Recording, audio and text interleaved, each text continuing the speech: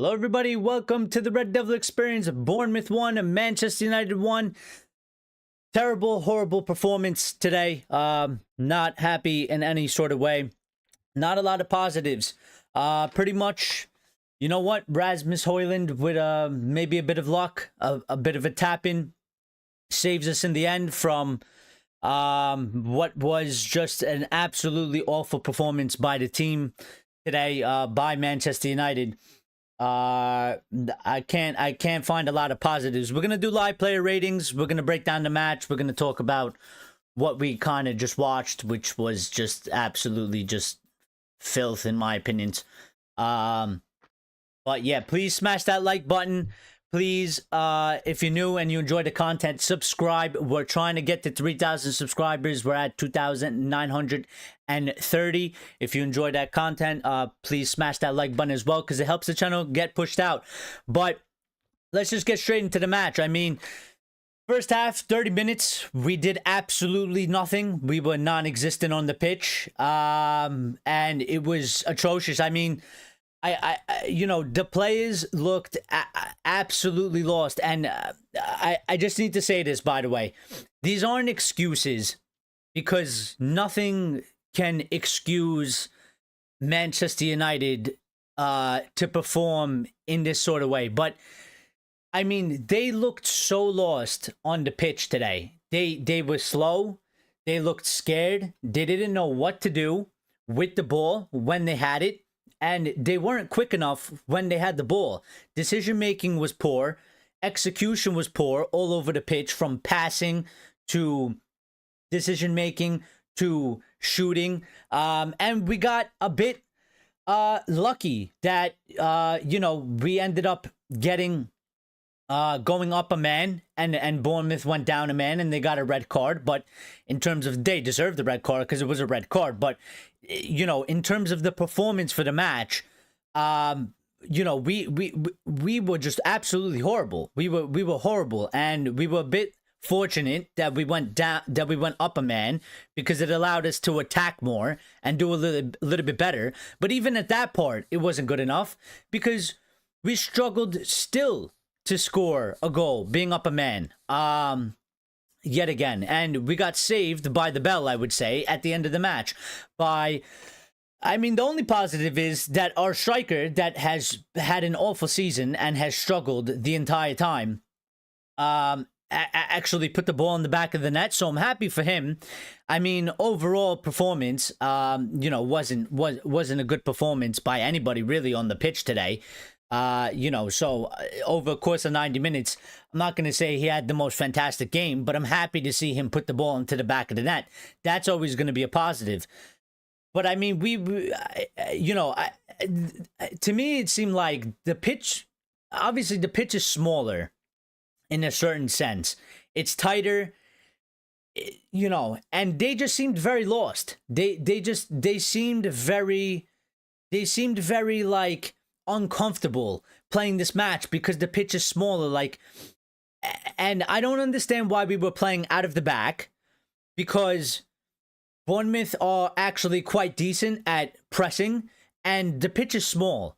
And you know, after the first couple instances, you know, whether it comes from the manager or the players, you know, this is what I say when the players have to accept some responsibility on the pitch. Like Ruben, okay, you know, you can blame him because he sets up the team to play out of the back. But as a professional footballer on the pitch, you need to be assessing the situation. And sometimes you got to go against sort of the tactics, the game plan that you set up. Somebody has to make the call that they're pressing us, we are struggling to get it out of the back, and we need to stop passing it out of the back, and we got to start kicking it longer. And you know, the goal that we conceded led because they don't assess situations on the pitch as players. I mean, they're not babies, they're not children. You know, you're not little kids. You are men playing professional sports, being played millions. And you need your hand held to for the manager to tell you at halftime, hey, let's stop passing out of the back because we're getting absolutely just obliterated in this situation. I mean, you know, at some sense, the players need to figure it out on the pitch, and it just seems like they don't have any IQ. It just seems like they need to be babied constantly. Even in the second half, when we made the substitutions, the players come on, and they look lost. They, you know, Amarim is there, like basically walking them through where they need to be positioned and what they should be doing. But they should already know that, because that's basic shit in football, especially for professional players. They should be able to know, you know, what's going on. You're on the bench. You should be watching the match. You should be assessing the situation, and you should be taking that upon yourself to carry that out when you go on the pitch. You should be reading the game. These players don't do the basics at the basic level. It's a mess. It's a mess. It's an absolute mess. So, you know, I don't know. Today was a performance. It wasn't like the Wolves' performance. Today was one of those performances where it's 100% unacceptable. It was atrocious, and it was garbage, and it was pure garbage, pure garbage. I mean, I don't think anybody had a good performance today. Nobody. Nobody at all on the pitch. And you know what? We got a bit saved. We got a bit saved at the end, because I don't think we really deserved anything. Obviously, we put more pressure at the end once we went up a man, but I still don't think it was even good enough. You know, but before RASMUS scored that goal, I could have said that, you know, we could have played for 700 minutes with a man up and we wouldn't have scored a goal. So, you know, I think we got a bit lucky there, and he saved us a bit. But yeah, I mean, we'll get into it a little bit more. Ray is here, says 3 best all game long. I don't know what that means. Results don't lie. I mean, sure. And says, stop making excuses, we're going nowhere. Well, I mean, I literally said in the beginning of the first 30 seconds into the show, I literally said, I said these aren't excuses, because this is unacceptable. So there's no excuses. The performance was terrible. Box says deserve point. I don't feel that way, Box. I really don't feel that way, Box. Not today. I mean, you could tell me why you feel like it is. I don't feel that way. I feel like today was just an absolute disgrace of a performance by our team. And you know, I celebrated the goal a little bit because I was happy for RASMUS, but I was not happy with the team, and I was not happy with the performance in any way. And I felt like it was pretty atrocious. Even going up a man, I felt like it was pretty atrocious. I felt like the fact that we're up a man, I felt like we didn't do enough. We weren't doing enough. We were very sloppy, and I feel like the fact that, you know, they deserved the red card.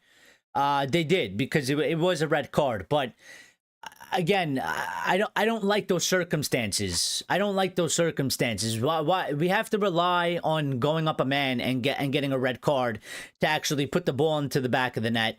I feel like if that didn't happen, we probably wouldn't have scored, and we probably would have lost this match 1-0 as it's gone. And again, I said it on Friday when we did the show.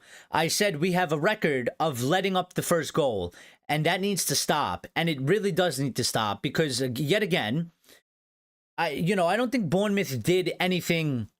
Maybe I don't think Bournemouth did anything where they deserved maybe a goal from the open play, especially when they scored. But again, it comes from our mistake. It comes from us being half asleep. It comes from us not playing well, not being alert, and making poor decision, passing it out of the back, giving the ball to Kobe in a bad position. Nobody is open down the pitch. He's obviously going to lose the ball in that position, because that ball shouldn't have been played out of the back in that situation. When, you know, if you freeze frame it and you look where Kobe has the ball and you look up the pitch, he has no options. So the whole play, in that sense, is an absolute disaster. He loses the ball. You look at, as soon as the Bournemouth player gains possession of the ball, you look inside the area. There's there's nobody really covering. People are sort of out of position. We're at a lack of numbers because we're quite high up the pitch. Most of our players. And from that position, before the ball even came in, I already knew. I already said they're going to score off this chance. Now, I thought it was going to happen in a different way than it did. They got a little bit of luck, but that's what happens when you get good opportunities. You get a little bit of luck. It came a little bit off Casemiro, took a slight deflection, took it away, and went into the net. But, you know, again, this team's serious problem that needs to be sorted out is on both ends of the pitch. One, defensively, we are a mess, and we make too many mistakes and too many big mistakes, and we are killing ourselves in the match by these defensive mistakes. At the same time, in the front, we can't figure out how to score. I mean, there was the one opportunity where Garnacho actually did what I've been asking Garnacho to do, puts the ball into the box, good pass on the ground, very centered, and Bruno kicks the ball like it was a fucking balloon and kicks it to the corner flag. Now, it was offside, so it wouldn't have counted anyway, but that doesn't matter because in another situation, if it wasn't offsides, then it would have counted. And those balls, you would argue, need to be goals, but you would say, at the very minimum, they have to be on target. You know, and so our players, attacking-wise, are disaster. We're disaster up top. We can't figure it out for the life of us. But at the same time, in the back, it's been very bad. Again, I think like 6 out of the last 7 matches or something like that, we have conceded, it's probably more, but we have conceded the first goal.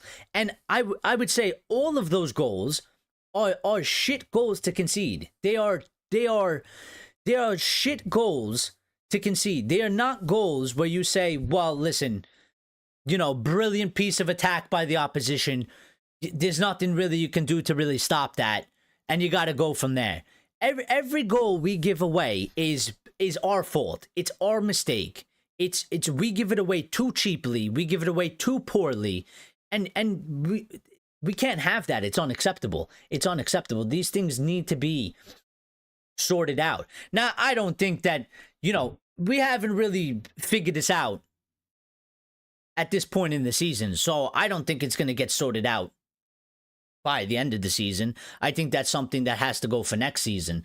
So, Grace says, absolute disgrace. Amorim gotta go. Well, I mean, you guys can hold that opinion. I will give the manager time. This, it's a bad performance. It's an abysmal performance, but for me, too soon for the manager.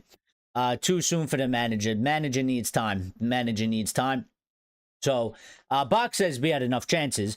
Well, we made chances, but I think the circumstances in the match,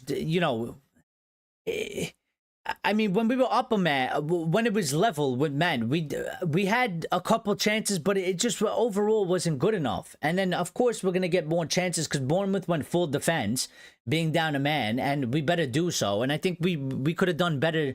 We could have done better in that situation. I think we were still poor because I think we were poor basically the whole match. Lyle's here. How you doing? Ray says worse than under Eric Ten Hag. In a certain sense, but I mean, again, Eric Ten Hag had 2.5 seasons, and I think again, there's reasons for that. I've said many times, when you make the changes we made, it's not a normal managerial situation of change. Again, you're not going to get the bounce when you change to these types of managers, changing this to a different type of football. It's just not going to happen. It's not going to happen. So again, for me, specifically for this match, we have criticisms for whatever it is, but when it comes to the manager, I'm giving him, I don't care. I'm giving him next season. I mean, he's getting that much at least to be assessed fully, and see where the squad really is and see what we're doing. Box says, I think a point was fair on the balance of play. I mean, it's fine. I'm not gonna argue on it. I just don't feel that way. You know, I just don't feel that way today. We always have an error in us, though, and we do, and we can't have that though. Box, you know, we do. We always have an error in us, and we can't. This needs to be sorted out in the team. It's because you can't have a team like that. No successful team is like that in any way. Ray says all the players, no one wants to go forward and create something. Well, I'm glad you said that, because today, I think that was one of the things actually I wanted to bring up. Today we went 4-2. We were, again, I said we played scared. We were slow. We didn't know, we looked like we didn't know what to do with the ball. I think, and the fact that we're too slow, when we were in possession, we were taking too long. They didn't have an idea of what to do, and they were going backwards a lot today. A lot. I think they were very uncomfortable today. I do. And again, I'm telling you, this isn't an excuse, but it's just something that I noticed. The pitch is quite small, which means that, and Bournemouth are good at pressing, which means that we're going to have less time on the ball, and we're going to have to move it faster. And I, as a team, I don't think we're there yet in terms of really being so strong in moving the ball and making decisions quick and moving positional wise and being in the proper positions. And I think that was quite clear and obvious today, because the pitch is smaller. We're going to have less time than we usually do. And so they were passing the ball a ton backwards. I haven't seen them go to the goalkeeper and turn around this much in a bunch of matches. And I think they were doing that because they couldn't figure out how to get open. They couldn't figure out how to create space and opportunities for their teammates who were on the ball. And their teammates that were on the ball were looking up, and they saw no options in front of them. And they sort of panicked a bit because there was no options. So they started going backwards, and lots of players were going backwards. But that's no excuse, because Bournemouth is a Premier League team, and you're going to have to play them twice, and every other Premier League team plays them twice. And so, you know, that needs to be a thing that, it's not an excuse for the performance. Like that's something that you have to go and deal with. That's something that you have to be able to get through and perform, regardless. But I did think that, because the pitch is smaller, it didn't play to any of our strengths. It actually went to our weaknesses, because our weaknesses is we're still quite slow. I don't think we've, we definitely haven't perfected the system or the way we're supposed to perform in the system. The passing has to be quicker. The passing has to be sharper. The movements have to be quicker and sharper. And I think, again, I've said this many times, I think that's why we actually don't perform quite well in the Prem, because the Prem is faster and more physical, and why we've done all right and good at times in Europa League, because it's a little bit slower. You have more time on the ball. And when we have more time on the ball, we're actually better, because we can make better decision making. But when it's sped up and you don't have as much time, again, that's where you see the team is really lacking and is dysfunctional and needs to improve in those areas. Fox says we lack quality starters. We have about 5 first 11 quality. Yeah, and I don't think they don't really. I mean, some of them really don't match the system. But some of it comes with times. The rest are bench material. Well, maybe again, players go in and out of form. But the point is, yeah, I don't think we have enough quality in the depth. Grace says, why is it Amorim needs a full new team, but Everton, Wolves, Palace can improve with shit players? Because Manchester United have not had a proper plan. At least this is how I see it. I could be wrong, but how I see it is Manchester United have not had a proper plan in recruitment and planning in about 12 seasons. We don't operate as a proper football club. The other clubs, whether they're good or bad, regardless of status or money, they have an identity and a way of playing. They've had it for quite some time. We know how Everton plays. We know how Wolves plays. when they get managers, they get managers that they've been running on this current sort of system that isn't a huge change. We haven't had one that hasn't been good for quite some time. We have now gotten a manager that is a complete 180 to whatever the hell we were doing for about 12 years now. And that's why the improvement is not there, because you are making a change to the entire system at Manchester United. So when you do that, it's like starting from zero again. And that's where we are. We are starting from zero with this manager. So some players, it's going to take time to get up to speed. The recruitment has been poor regardless prior to this manager coming in. So that takes time to get that sorted out. It's going to take about 3 seasons. If you want 15 to 20 new players, and you say these players aren't good enough, and Box says we have about 5 first 11 quality players, well, that's going to take another 2-3 seasons to sort that out in the windows, if you get it actually right. So again, this is why I keep saying, United fans, and I was there a little bit because I thought we could get a bounce, but United fans thought that things would totally improve, but we completely overlooked the fact that, well, we're bringing in a manager that has a completely different style of play and a completely different system, and it doesn't suit these players, and it's totally different to what we've been doing. So, I mean, to come in and do that in the middle of the season and then expect it to go well 6 to 7 months in, it's never going to happen. It's you know, it's not a proper it's not that it's not a proper managerial change. It's not a normal managerial change. Like, Wolves had an identity. They already played similar to how Vitor Pereira is playing. The manager already fits that. So there's not major changes and major improvements that need to be made. It's slight adjustments. And the same goes for sort of Everton. You know, David Moyes, he knows that club. That's pretty much his club. And they still don't play that much different. I mean, yeah, it's not dice ball, but it's not major changes. You know, I think if somebody came in and went to Everton and tried to play some, like, high possession, like, attacking football, they you know, they wouldn't be able to do it either. So, we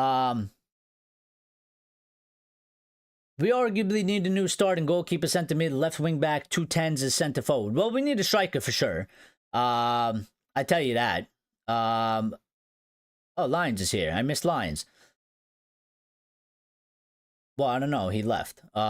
Wait, a slip is deserving of a red card. Then Bruno's one should have been held up. Never a red card, he said. I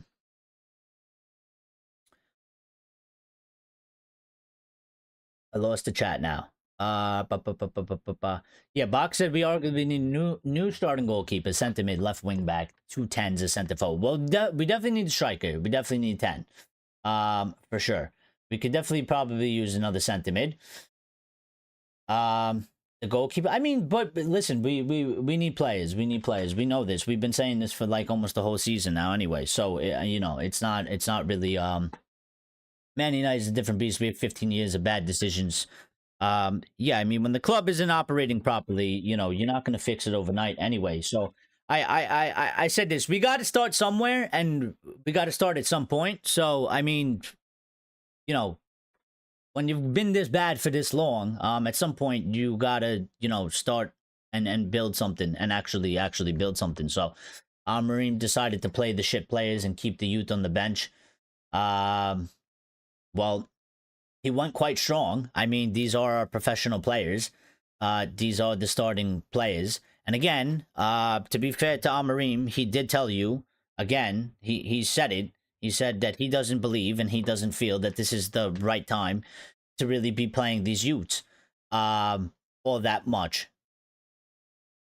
Because he doesn't believe the environment is a proper environment. So he did say that. I don't know why I keep hearing people saying that he said he was going to play more of the youth in the Premier League games, because I didn't see that quote, and the quote that I saw was quite different. So, and that I read, but yeah. So we have to accept the poor period while we are transitioning. I mean, you know, it's. Listen, I don't think with Erik ten Hag I don't think we would have finished in and around the top 6 anyway. I think it was heading towards another sort of 8th sort of finish anyway, because I think the team and the recruitment was poor and wasn't going well under him anyway. So yeah, maybe it's not 14th or whatever, but I think when you take into account the way the team was performing before we sacked the manager, and then making the changes that we've made, which are big changes to make in the middle of the season, it kind of makes sense that we're struggling and we're around 14th because of what we did. So Lyle says players at lower clubs are more motivated and have more to play for in a sense. United have spoiled players by giving them bloated contracts, and also recruitment has been crap. Now, to me, the biggest thing is poor recruitment and poor planning over 12 years. That to me is the biggest problem. It's the biggest issue, and it is a major reason as to why we are where we are and what we are. And why what we are. It's that's why the recruitment and planning is so important. So they have a big job for the summer. They gotta get this going.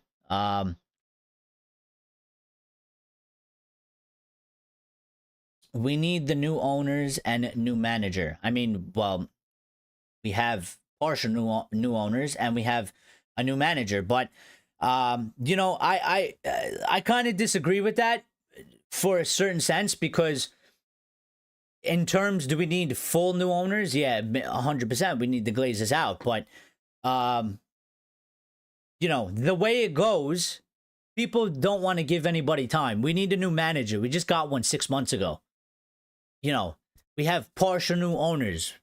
They've been here for a year. Nobody wants to give them time. Everybody wants them out. Nobody wants to even see how the plan goes. Everybody wants them to just be kicked out. So we get a new owner and we get a new manager. And when things don't go well in the beginning, because it takes time to make progress, and it takes time to fix mistakes of the past, especially when they're mounted on top of each other, nobody wants to be patient. Everybody just wants to kick everybody out immediately. So, I don't see what difference it would really make at this point. I mean, new owners, as in full new owners, yeah, that would make a difference, yeah, but we all know that's not going to happen in any way, because the Glazers aren't going to go anywhere. They're just not going to go anywhere. So kind of talking about that and crying about it isn't really going to do, it's not going to solve anything. We have people in charge that are trying to take us in a different direction, and hopefully they can do something. I mean, that's really our only saving grace. Otherwise, our club is pretty much it's done. So, I don't think we need a new manager right now. I think the manager needs to be given more time. RSV says Luke Shaw really is a disgraceful player. Well, he was miles off of it. Who has survived so many managers. He needs to donate his wages to people who are suffering and struggling to make their ends meet. Yeah, I mean, especially after making fun of them. But I mean, Shaw was miles off it, and I think that's... Listen, I think he's miles off of it because he hasn't played in so long. And this is what happens. I mean, he's only starting a match now. It's literally the end of the season. I personally, again, against Al-Marine, personally, I would have played Almas. I wouldn't have started Luke Shaw. I don't know why Luke Shaw started. He was completely off of it, and it's because he literally hasn't been playing like all season. There's no match sharpness in any way. So I would have put Almas. I think there's a huge argument for why you couldn't use Almas today instead of Luke Shaw, and just kept Maz as a center back. He played Shaw because he used him at center back, but he was way off of it.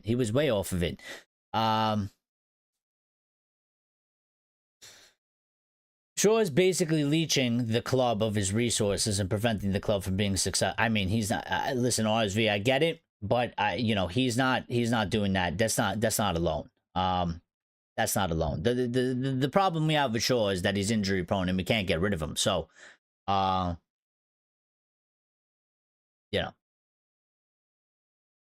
get you angry with Shaw, but like that's not really. I mean, that's not really the big issues we have. The big issues we have is we don't have a well put together team. We've had poor recruitment, poor planning for years now, and we are where we are because of all of that. And we have, we just have players that aren't good enough.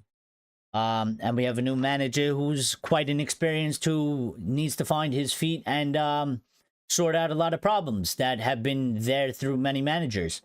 So, but yeah, let's do a little bit of player ratings.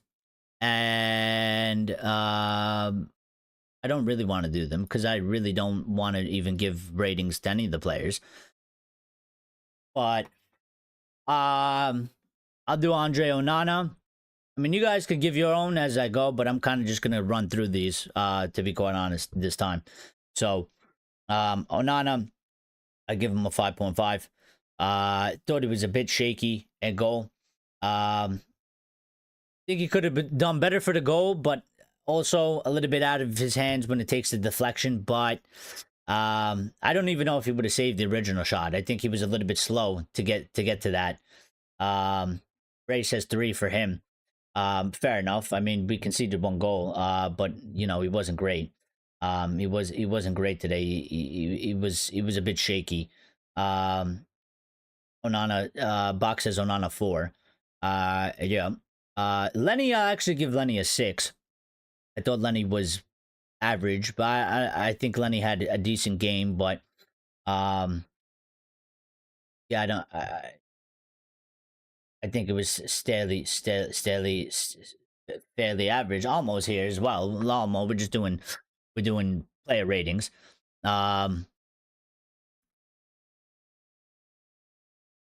He said, "I'm so angry I can't type."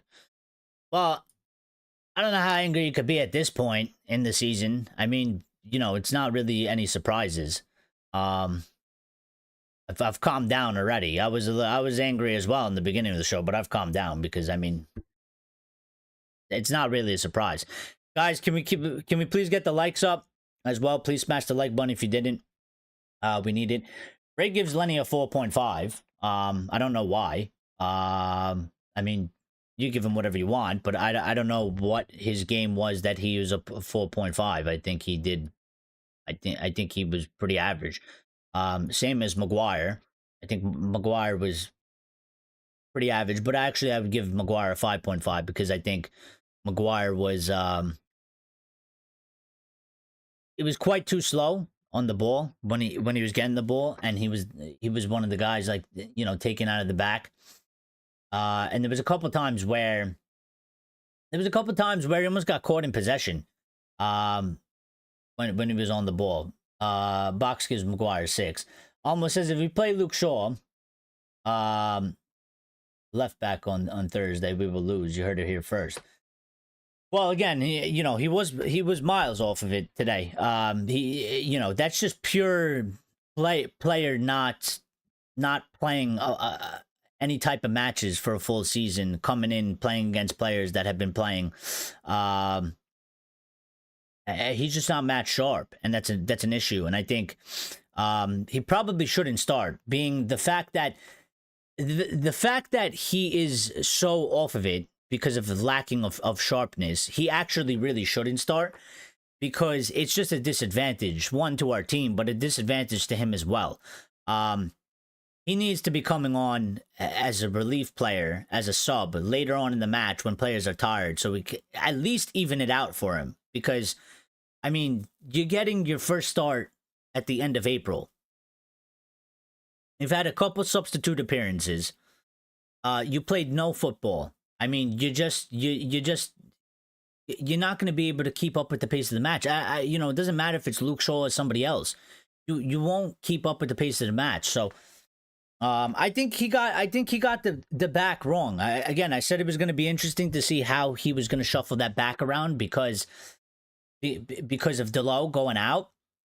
And I think clearly, I mean, with the fact that Shaw was so off of it, I think he should have taken a gamble more on playing Dorgu on the right, Amos on the left, leaving Maz at center back, and not keeping Shaw there.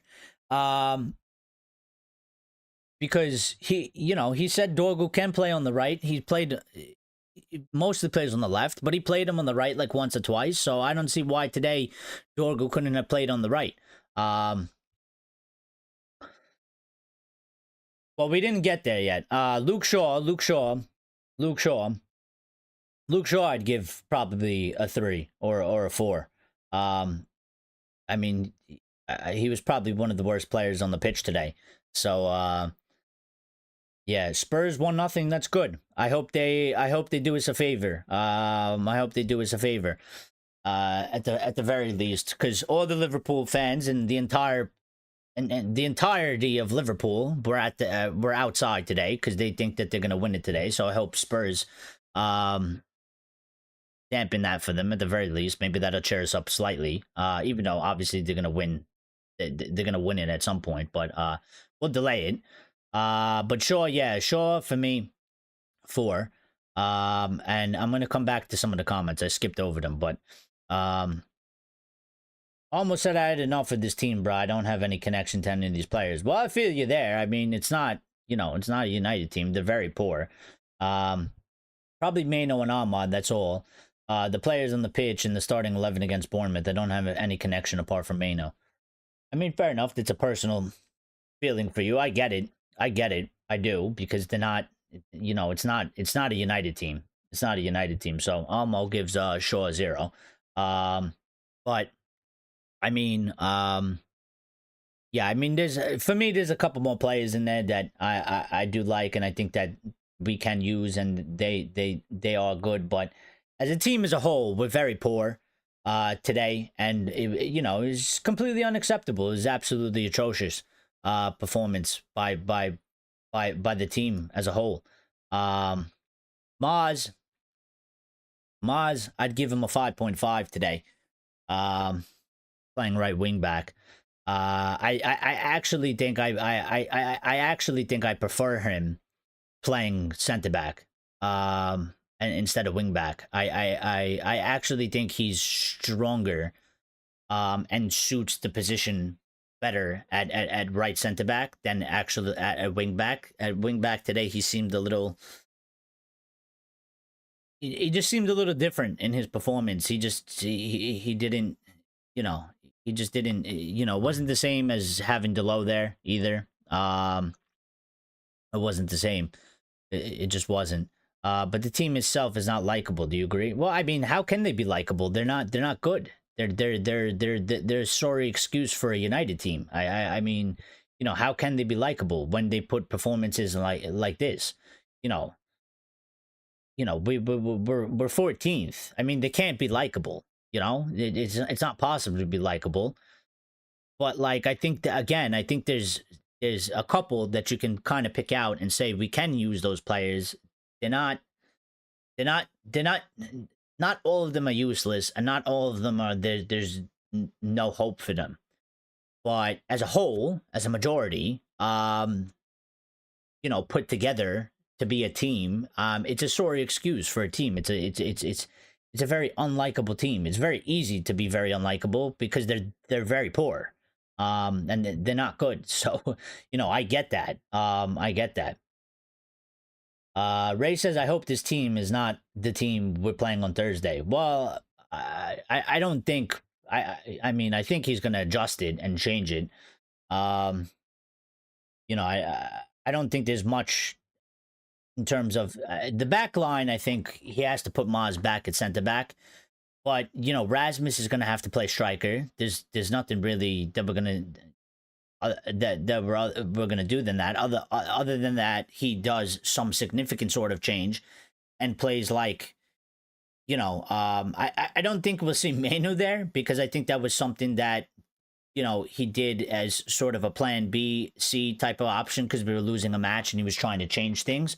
But unless he does something drastic like that, I mean, most of the team, I think is going to play. Although I would change the back line. I think Shaw should not start again. And I think he needs to do something back there because that, certainly wasn't it. And even the midfield, I mean, He changed it today in the center. I would even make an argument, you know, put Mainu up top next to Bruno behind the striker. Take maybe Garnacho out and obviously have Casemiro and Ugarte next to each other in the center mid. Again, we're a team that struggles defensively, and it shows because if we don't have Ugarte and Casemiro playing next to each other, we're even more open, and the defense was also a mess. So Mainu offered little threat. Yeah, I think in the position that he was playing, I think Mainu is actually better in the 10. I think he's better in the 10. So yeah. Oh, Chad's back. Chad, it's been a while.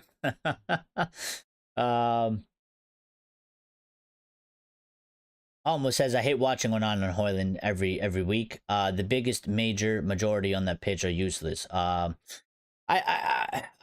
don't necessarily agree with that in terms of that, because again, if you can get the players to first of all, we need to have different sort of characteristics that maybe go with some of those players so that it gels a bit better and the team plays a bit better together.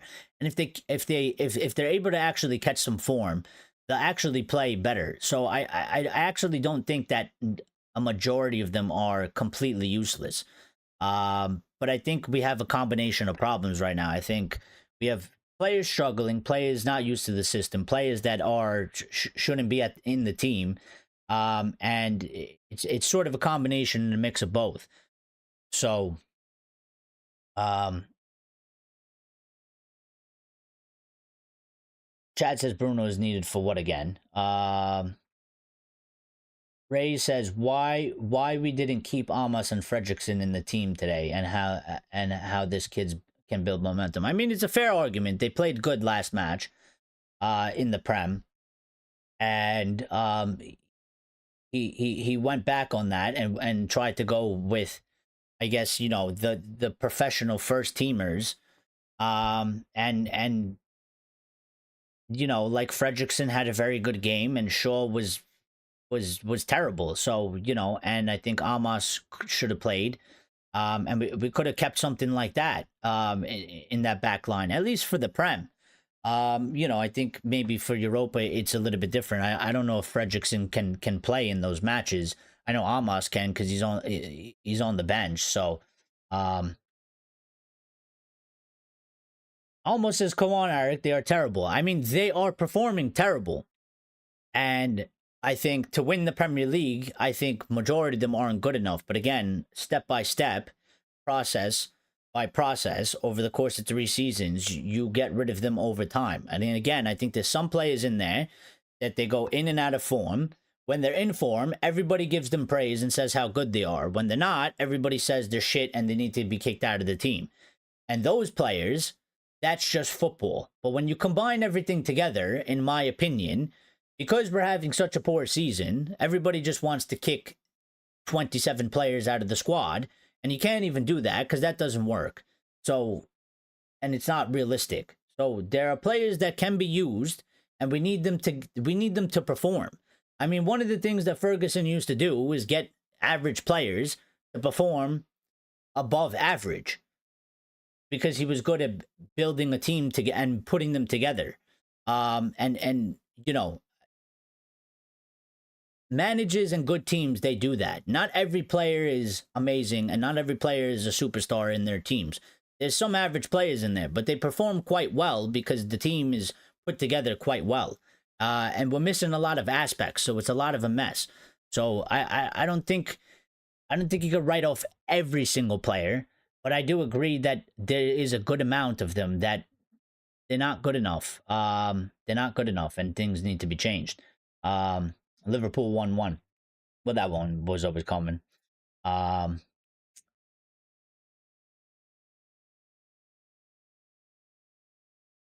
Chad says Mainu did a lot of dribbling. Was good, energetic performance. I actually think Mainu would probably do well up there, and I think I would make this change. I mean, nothing against Garnacho, but kind of today, because I think he did better in trying to actually be sort of less selfish uh, than he usually normally has been or is.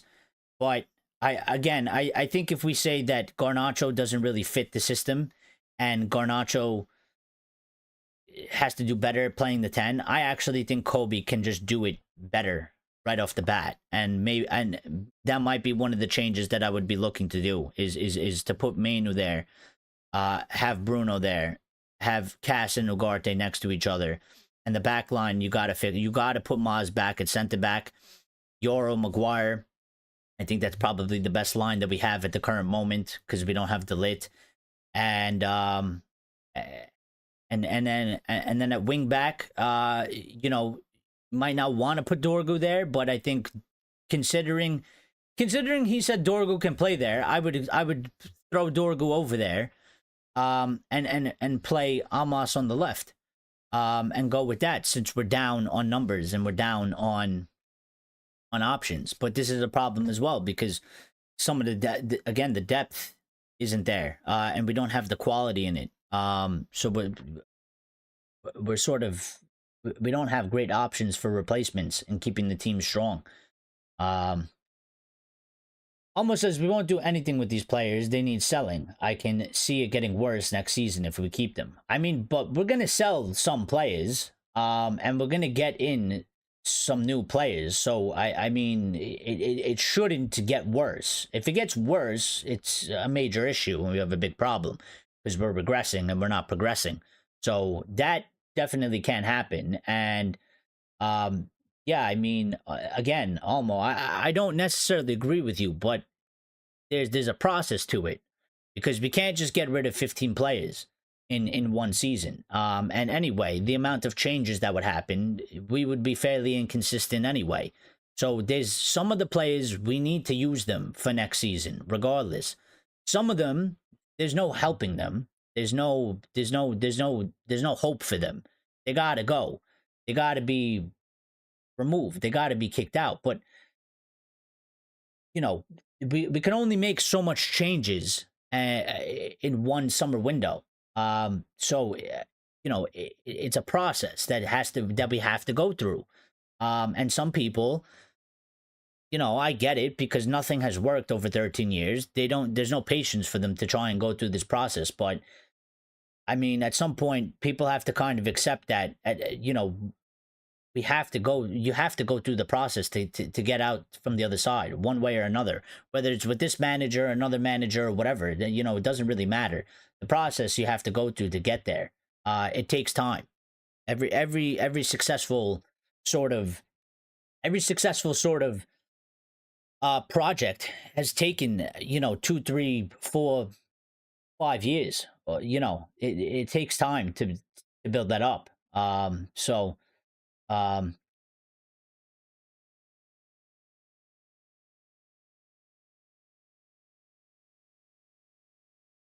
Apart from Ahmad, Maino, Euro, Maz, the rest are awful. Well, I think there's a problem with Bruno because he's very hot and cold. I think he turned it up for a bit. He's gone cold again. So he's another one, and he's the captain. So he's got to be putting in more consistent performances as well. I think when Bruno is in form, he's quality, but he's not doing well again, which is an issue. Mount gets 250 grand a week and can't start for us. He needs leave. He's stealing a living. And maybe so, but again, it's an issue when he has these injuries, and that's it's a problem from the past regime because Ineos didn't do that, and our people in charge did that, and it's a problem that needs to be solved, right? But how do you necessarily solve it? When you're in such a shit position, you don't have leverage to really do it. So, again, I think Mount, I don't think is going to go anywhere for this year. I think he's going to be here next season. We need him to stay fit.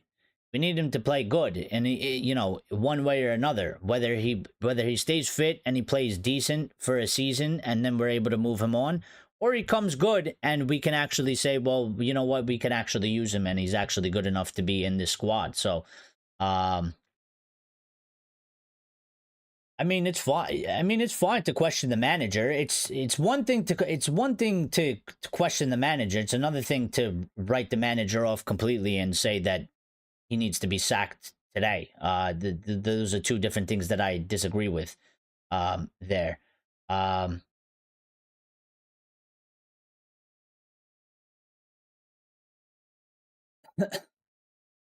Mount's still playing. He plays like one or two games, gets injured. He needs to be sold. I mean, so far he's doing all right in his recovery. So let's see what happens. And let's see how it goes. Ray says, I think Mount played well, more energy around him. I think Mount actually offers something. I get what Box is saying, and I get what Almo is saying, and I've been saying that it is a problem. You know, if he can't stay fit and he can't be available, which he hasn't done so already, I'm willing to give him this opportunity to prove to come out of this sort of issue, because it wasn't necessarily an issue before he joined us. And when he joined us, it's been this issue, and we have an issue with injuries anyway, and we have a problem with players becoming or being injury prone. But I actually think that he has something to offer if he can stay fit. If he can't stay fit and he gets out for another long-term injury, then I think whatever we got to do, we have to get rid of him. Whether that's selling him for 10 million or something. I don't know, but I think at this current moment in time, I think Ruben wants him, and Ruben thinks he can use him for next season, and I think there's actually a couple other players ahead of him that gotta go, that have had their opportunities and chances, and they gotta go.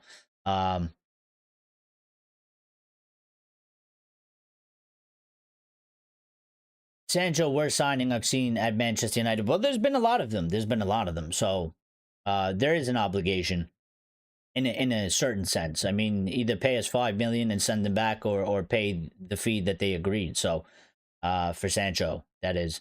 Almost says no. Hoyland is and Onana worst signings United ever have made. No, there's quite a few of them. There's a lot of them actually. There's a lot of them. So there's there is a lot of them. Axe has joined us as well. Um, Amos is better, says Box. Axe says, obviously, I'm highly disappointed. Well, you and everybody else, and including myself. I mean, we're all disappointed, obviously.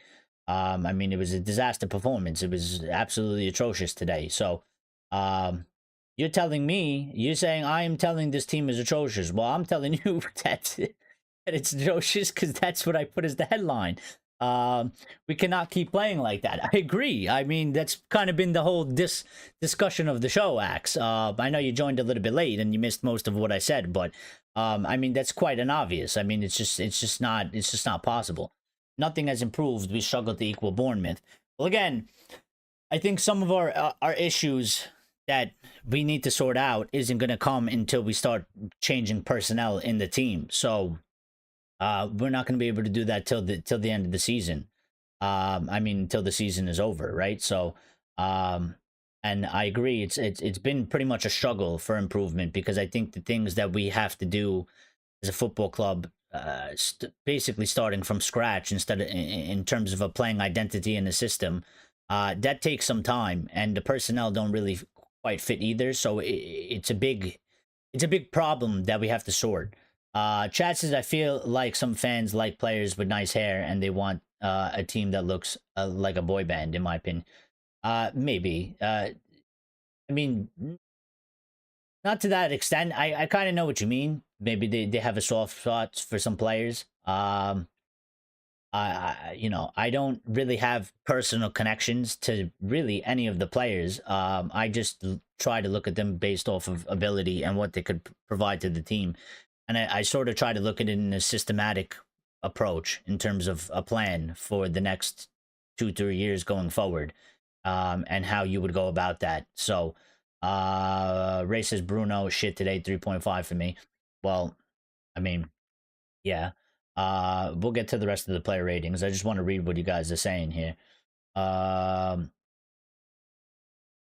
Axe says, don't criticize Rasmus. This team does not have the tactics to attack and dictate the game.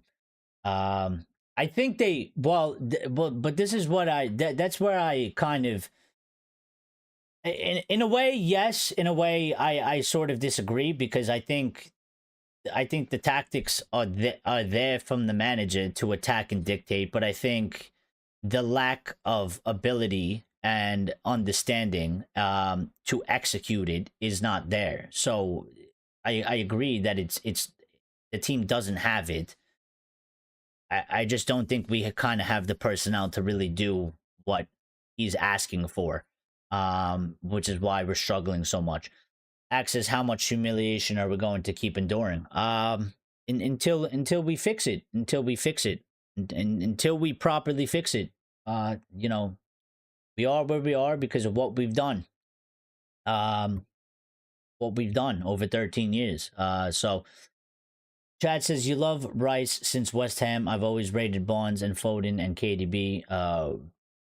That wasn't for me. Almost says, do we just sit there playing PlayStation and training or something because we don't seem to be doing anything on the pitch other than shooting from ridiculous angles and yards? And again, you know, this is you know, it's that comes down to personnel. I mean, they shouldn't be shooting from ridiculous angles and yards. Why they do it, I don't know. I think some of them, they run out of ideas, and I think some of them it's out of frustration because the team isn't performing well and nothing is happening on the pitch. But it's poor decision making again. You know, you have to be able to keep your head, and you have to stick to the plan on the pitch. And you got to make better decisions. And you know, doing those sorts of things, shooting from ridiculous angles and shooting these far shots, it's a team. It's players doing it out of desperation because they don't know they don't know what to do on the pitch. They don't know how to properly create and convert chances. But they've been doing that for time. I mean, it's not just under Ruben. I mean, they did it under Ten Hag. They've done it under Solskjaer. They've done it under so many managers, so many different players. So, you know, that's something there that they need to sort out. Axe says they're all international players, or players on loan, integrate brilliant into other teams. They play well. The manager is the problem.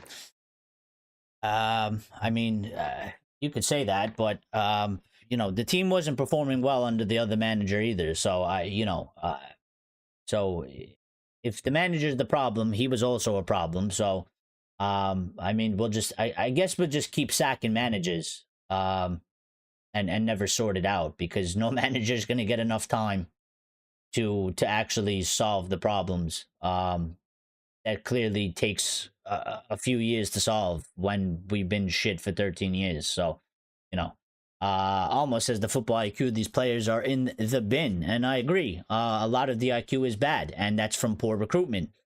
It's from poor recruitment. It is from poor recruitment. Giving this coach millions of pounds is a mistake. We're not giving the coach millions of pounds. We should transfer in a new manager first and foremost. We're not giving the coach millions of pounds because we're not operating in that way anymore. We gave Eric Ten Hag hundreds of millions of pounds, and look how that has set us up. So, yeah, we don't operate in that way anymore. That's not how that's happening. He is part of the plan. And again, I will tell you this. If Ineos are doing what Ineos are supposed to be doing, and Manchester United are doing what they're supposed to be doing, even if we sack Ruben Amorim, the plan has to continue, and the identity and the philosophy of football has to continue. And so if we sack Amorim, we got to get it on the manager that is in that fits that plan, similar style, similar philosophy, similar system. Because that's the only way it makes sense. Otherwise, we're doing the same shit that we've done over and over again. So,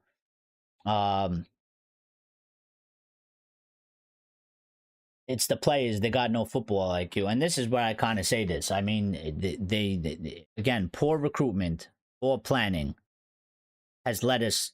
It is one of the biggest major factors.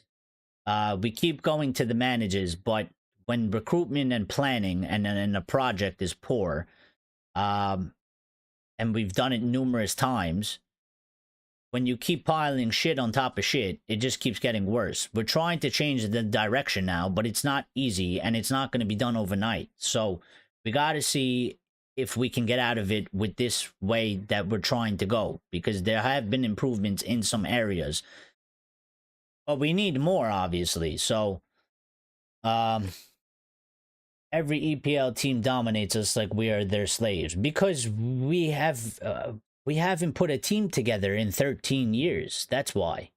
We've had no sort of real sense of direction or our plan. So I mean, but you want to blame the manager like it's 1994, and it's not 1994 anymore to that certain extent. I mean, the clubs are not running it in that way anymore. And we're certainly not running it in that way either anymore, because that's why he's not really called the manager. You know, he's whatever the official title is, coach or whatever it is. You know, it's a different it's a different type of thing. It's you know, it's like having a mentor. He can tell you what to do. He needs to teach you and support you to do it, and that's fine. And yes, your mentor can do it, but at the end of the day, it's up to you to figure it out and understand it. The mentor can only tell you and teach you and support you as much as possible. But if you're not doing it from your own end, then, you know, what is the mentor supposed to do for you? Do it for him? Do it himself? Big recruitment problem, but when it comes to the coach. But again, I think I don't know. I think you're missing a step here. Erik ten Hag had full control and power over the players that he was bringing into this club. Ruben Amorim does not have that power, and he does not have that sort of control anymore. So when we go to buy players, it's going to be towards this system and this sort of style of play and this sort of identity, but it's two completely different things. We spent 650 million under Erik ten Hag. So, you know, Ruben Amorim has spent 30 million, and it's not even really him. It's really Jason Wilcox, Barada, and co. They're doing basically the recruitment now. The manager gets a say, but he has less of a be-all and end-all say than any probably other manager that has been here prior. They're down to 10 men. We've got possession of the ball, and Ugarte blasted over the bar, takes the pressure off these players, and have got no football IQ. And that's a fair point, but also at the same time, Almo, I mean, he's not the only player that does that, and that's an issue, because that means that there's just something really wrong with these groups of players. If you have multiple players doing it, you know, and it's always a different player. It's always a different player that does it, but they shouldn't be doing it. Access, they don't know what to do on the pitch because the shit system Amorim sets up. No, they don't know what to do on the pitch because they're not good enough for the system. And they don't have the characteristics to fit the system. So, yeah.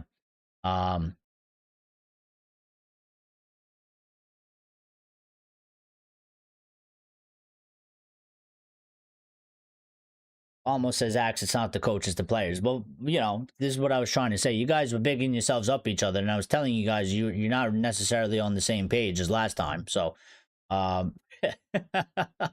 because Axe fully blames Ruben Amorim for everything, and Almo, you clearly do not, and I get it. So, and you line up a little bit more with me.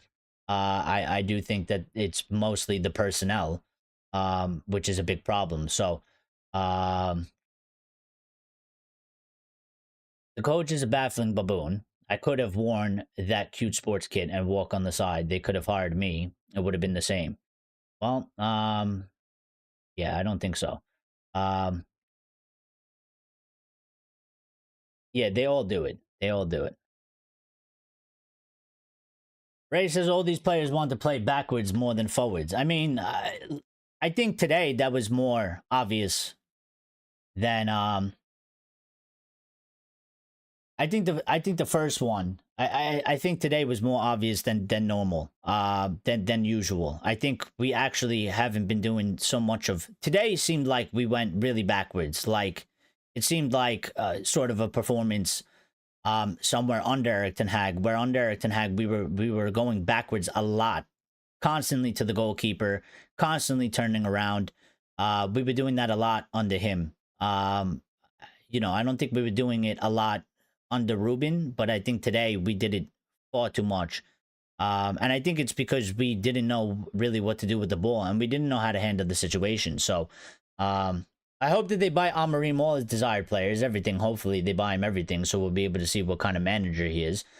I mean, yeah, that's kind of the point. That's kind of the point that we've been trying to make. You know, we clearly need better personnel. Regardless, it doesn't even matter really about him or his system. It's not really about him. Regardless of whatever manager's here, we still need better players. We still need better personnel, and we still need better recruitment. And to undo the mistakes of the past, it's still going to take numerous amounts of years, regardless of who's the manager. So even when you watch this team, you don't find it very uninspiring? Yeah, at times. I think sometimes in this season they've played decently all right. And they looked good in some aspects, but it's not consistent enough, and it hasn't been good enough over a long period. So there hasn't been really any sustainability in it. So you know, I mean, it's just quite bad. You know what I mean? It's just quite bad. Grace says red card saved us. It did. I said that in the beginning. It did. You know, the performance was absolutely awful today. Today, again, like I said last time against Wolves, where I said that I felt like it was an undeserved loss. Two completely different performances, two completely different situations. You know, today was just it was gross. It was disgusting. You know, it was embarrassing, actually. And you know, yeah, it wasn't a good watch. It wasn't a good watch in any sorts of way. Oh, the Lions is here still. We should have never brought David Moyes. He ruined our club. Well, I agree with that, but to me, the bigger problem what they did, Alma, was, and I know that's quite a far long time ago, so I don't want to get too far into it, but the biggest thing that they did, I think the biggest mistake in my opinion that they did, was they ripped everything up from the inside, from the top. Because listen, the manager, I think any manager that was going to come in, maybe besides maybe Pep, but I think even Pep or somebody to that quality, I still think that they might have struggled to follow Sir Alex Ferguson. But I think the biggest mistake they ever did was they ripped up the entire hierarchy. They replaced everybody, and they should have never done that, because the blueprint was still sort of in our hands, and they just threw it away in the bin for no reason, just because Sir Alex went. They got rid of everybody, and they replaced them with totally incompetent people, or people that just weren't good enough. So Axe says, look at Maresca. How isn't Chelsea a dog shit like us? They have 40 plus players. How can he implement a cohesive system for his players? Amorim is a championship manager at best. Should have stayed in Portugal. How isn't Chelsea? Well, they have options, and Chelsea is a quite different situation to us. I mean, they have much more money than us, and they can get. I mean, I mean, they have 40 plus players. That's actually probably better than what we have, because I don't even think we have 15 players at the current moment. So, you know, I don't know, how can he implement a cohesive system for his players? I mean, I think he's done a decent job so far, 1 year in. But Chelsea is totally different situation than us. Totally different situation. There's no club that is anywhere close to the situation that we're in, because there's been no club that has operated like us over the past 13 years. It's not even close. It's not even close. When Alex was announcing his retirement, we should have bought in Jose straight away. I mean, they should have probably done so. I think we missed the boat on that, and we bring him in. We bring him in too far too late, right? But regardless of the manager, for me, the biggest thing was that they ripped up the entire hierarchy. I think that's what destroyed us almost immediately. because we moved away from what we were doing, and we tried to, they tried to go in a new direction for whatever reason, and there was no, and this is what I'm saying about poor planning and poor recruitment. They tried to go in a new direction, I think mostly for commercialism and money, but there was no, from a football reason, there was no sense to do that. Like yeah, Fergie left us sort of an aged squad and a squad that needed to be rebuilt, but there was no reason. He still left us the blueprint there. There was no reason to throw the entire thing in the bin. There was no reason to throw the entire thing in the bin.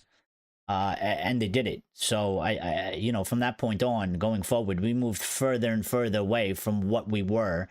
And we've gotten to a point that, like, it's time that we have to create something new, and we actually have to sort out these problems. So Alex Ferguson's second in command should have been kept. Second in command, how? He retired, and he went as whatever he was, an ambassador or whatever. He was. Where was he second in command? Sir Alex Ferguson's second in command should have been kept. Is that what you're saying? I read that wrong. You're saying his second in command should have been kept, or that he should have been kept as second in command? No, his head coach. Oh, well, yeah. I think there was a lot of things. I think even the people above him. I think even the people. I think even above Sir Alex Ferguson, the people inside, the people that work behind the scenes, they threw all those people out. They threw them all out. They got. It's all right, Axe. It's we figured it out.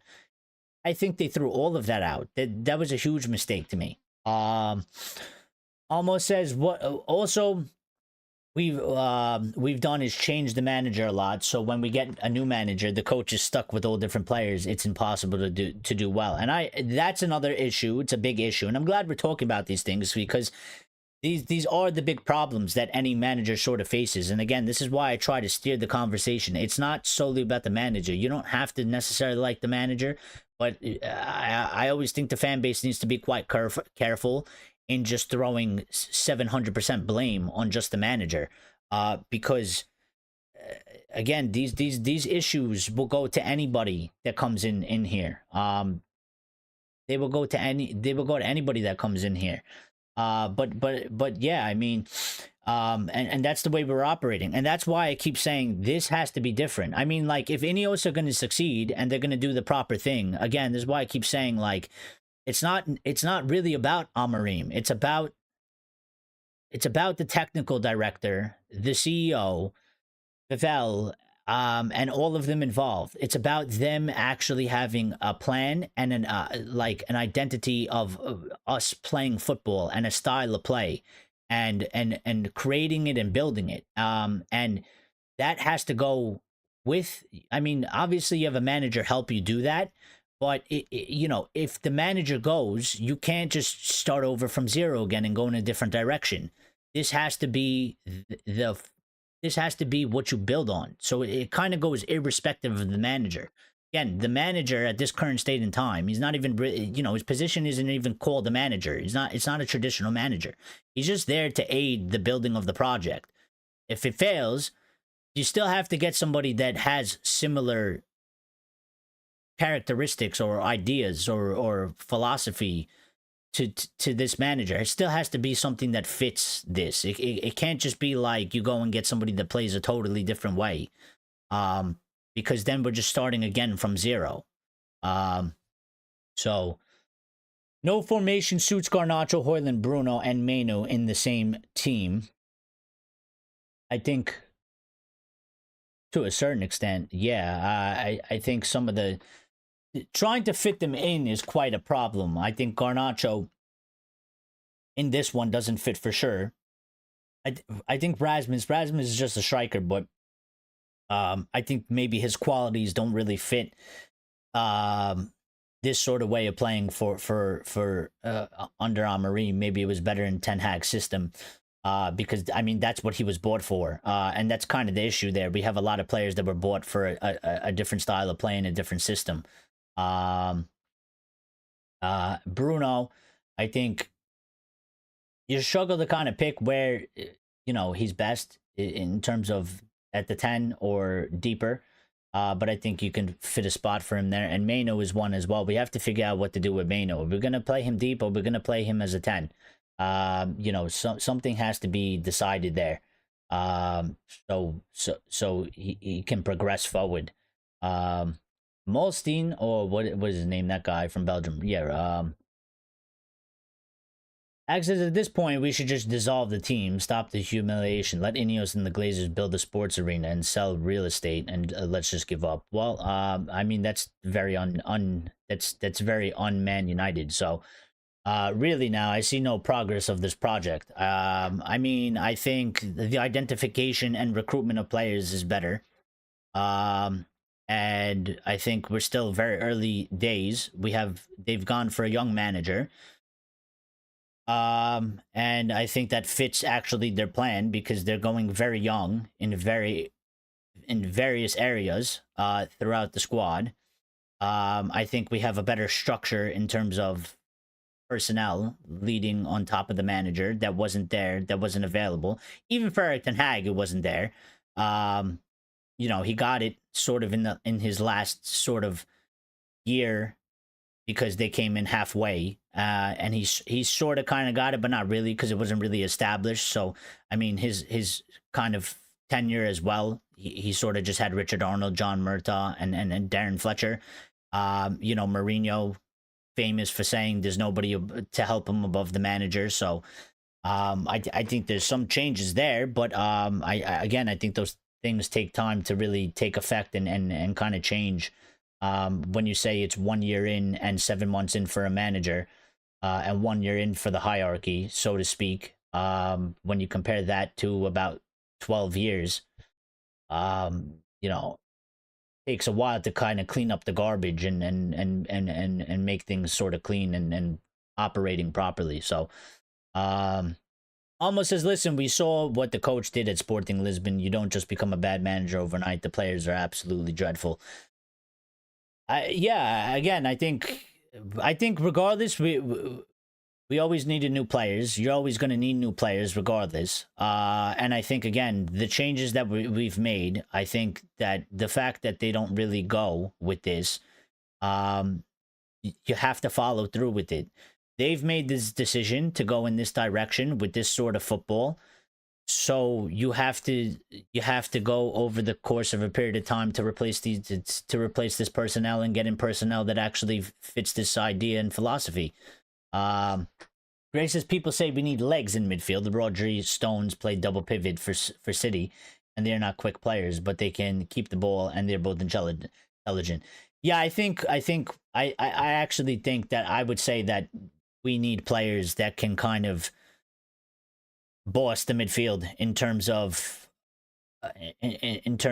what Grace is saying, keeping the ball and having IQ, and creating from that aspect. I think we're sort of missing that sort of, I would say, I would call it a maestro.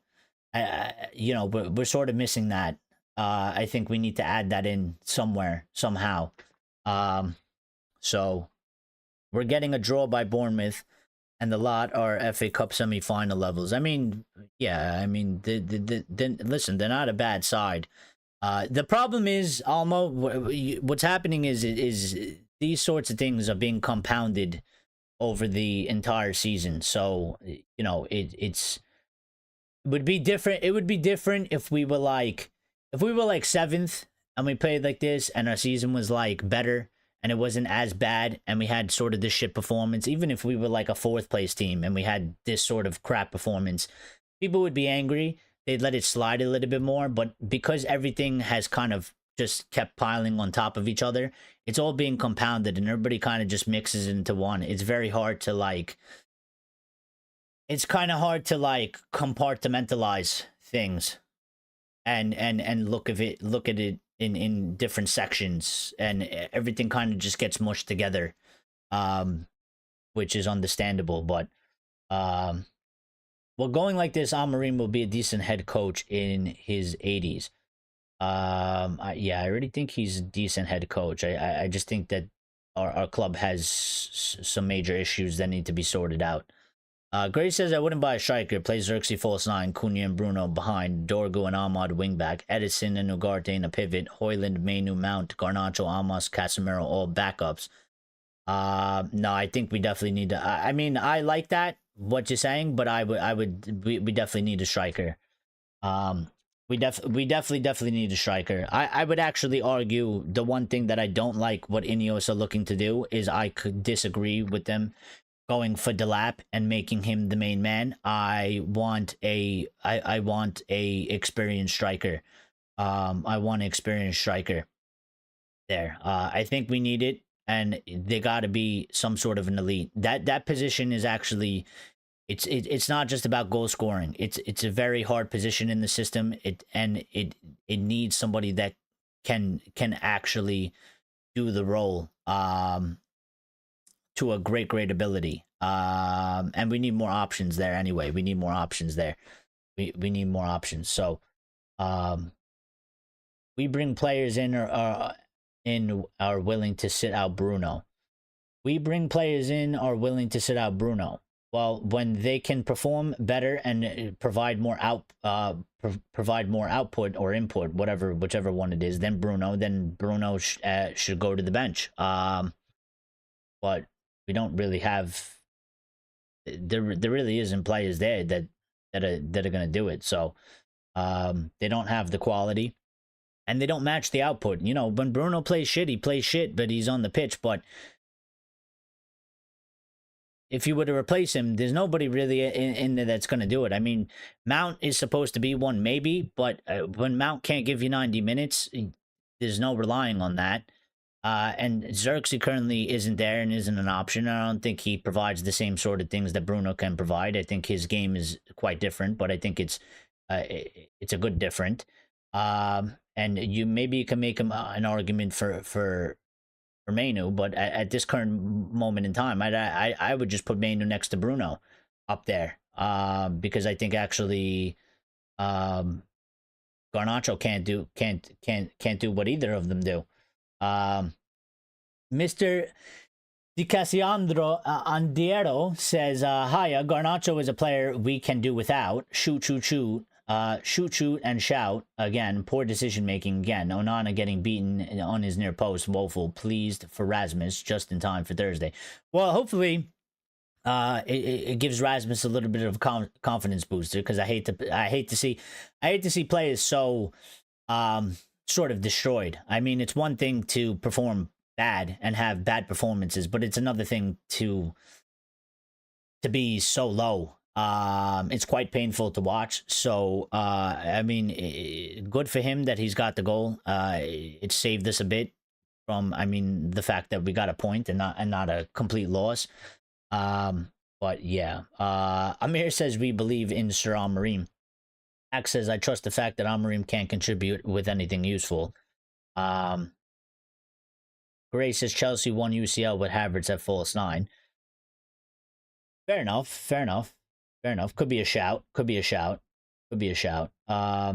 Yeah, I mean, again, I talked about it last time. I think Garnacho has a 50-50 chance of leaving. I think the arguments are quite clear as to he doesn't really fit the system. And maybe he doesn't fit the identity of the team either anymore. He fit one system better. And obviously he's more of a winger or an inside forward than where he's playing. But I think the characteristics that Ruben's looking for in the team, I don't think Garnacho necessarily fits it, considering he is so selfish. And I think that those are things that Ruben is looking to change. But Ruben can't really change that much, because one, you have to try and teach and help those players to do it. Some of them won't or can't, which is why Pep bought 17 right backs. But at the same time, you can only go so far with those changes unless you get new personnel that actually it's part of their game. It's part of their game. So, or just revert to a 4-1-4-1. I mean, I don't think we really have to change the formation. Again, it's more about the way it plays. I don't believe in like this big fuss over numbers on the pitch because you could play a 4-4-2. You can line up in a 4-4-2 and literally and play it as an 8-1-1. It's just more of what the personnel you have and how they execute the plan on the pitch. And I just don't think we have the players to play the football that we want to play. But um, we got to go through the process of doing this, playing it this way and struggling through it. And that's part of the process. You're going to have to struggle through it. You have to struggle through it, and you're going to have to do the proper things when you get the opportunity, which is player recruitment with the structured plan. Amir says Bruno, best midfielder in the world. Gray says Garnacho has to play right wing back. We need attackers in that position. I don't think Garnacho can play there. I don't. I don't. I get that, Grace. I get that, and I do agree because Amarim, that's what he was doing. He had attackers there, and the attackers were a big part as to why they scored so many goals. I think it's important to the system, but there's some big issues in the team where I think he's tried to go more defensive because there's some characteristics in that team that I think if we went more attacking, we'd be obliterated every time. But I think he's trying to kind of stop the bleeding in a certain sense. It's not really working either. But I think maybe we'll see those changes maybe next season. But I just don't think, for me, Garnacho, I was thinking about it today. Garnacho is like me. When I used to play winger. Obviously you do the tracking back and you run back, and that's all good, but that's a standard. I mean, that's a given. You do that regardless. But Garnacho's sort of like me in the sense of that I couldn't play. I'm not a defensive player. I mean, like, I run back, I'll track back, and I put myself in front of the player, but I'm never tackling the ball, and I'm never winning the ball back. It's just never happening. I'm just going to put myself right in front of the player. He's just going to pass it to somebody else.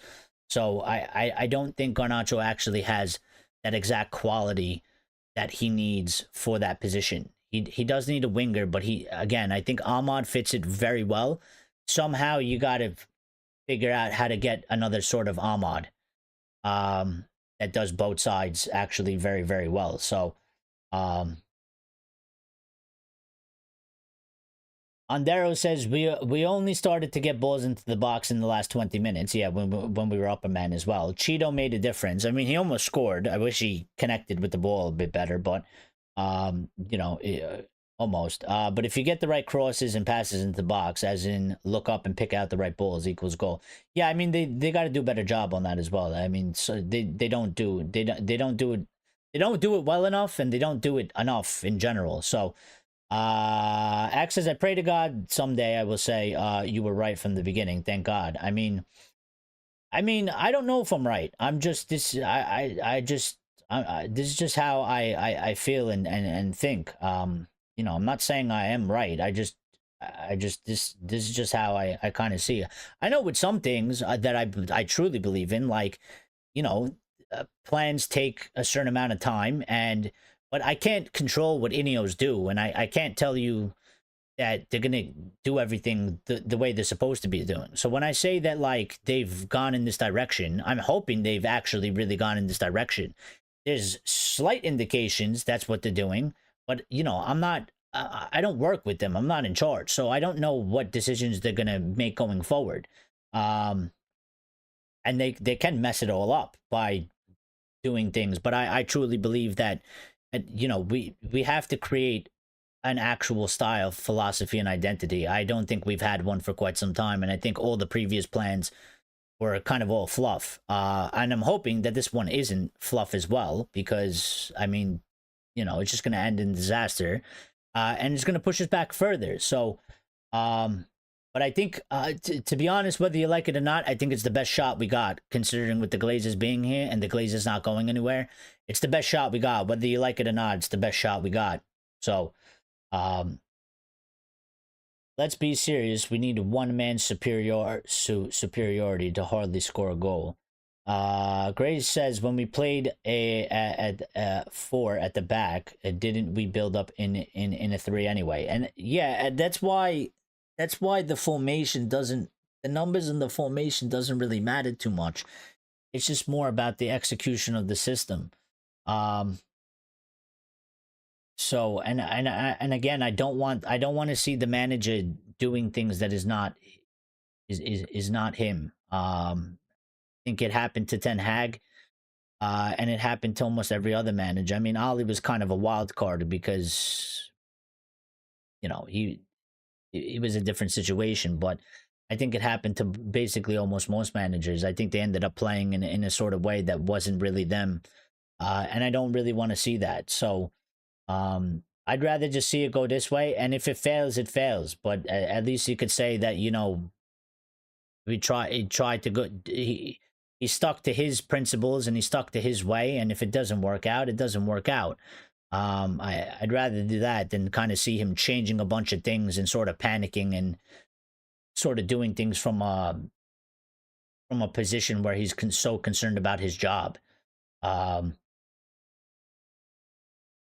Evanilson was our best player today. Johnny Hill says, I will actually celebrate when Højlund and Garnacho are sold. Axe says, the Bilbao fanboy dominated us today. Just wait and see what the Pineapple and his team will do on Thursday. And I don't understand the pineapple reference. I don't know what that actually means, but that's why you do YouTube. Well, yeah. I mean, hey, I could have been I fully believe I could have been a coach. I could have been a manager. Not on a professional level, but in terms of like Sunday League. I kind of always wanted to do it, but I'm realistic. It takes dedication and it takes time, and I don't really have those things for that. So it wouldn't be fair to kind of do that, but I always kind of enjoyed that aspect, and I think I have a good understanding and a good idea of certain things. But yeah, Johnny says Nori is perfect left wing back for us. Well, we got to see how that goes. Axe says, I believe that this plan, just like Ineos, is horrible.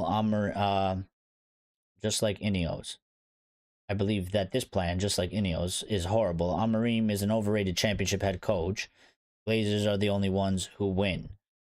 Johnny says we have the worst players in the league when it comes to talent application. And I think the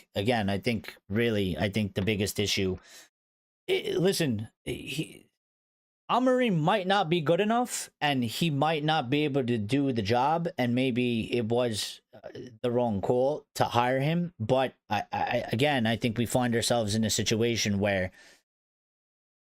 we need to deal with the other aspects of the club that have been major problems for multiple years through multiple managers before we actually start sticking the knife into the manager.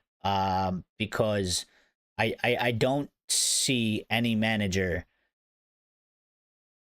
coming in and not taking about 3 to 4 seasons to actually have some sort of good success and consistency.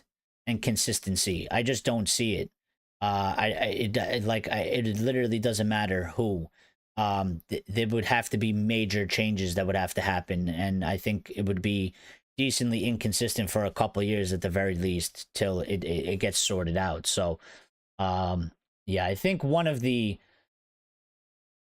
if this project fails, we are done. I mean,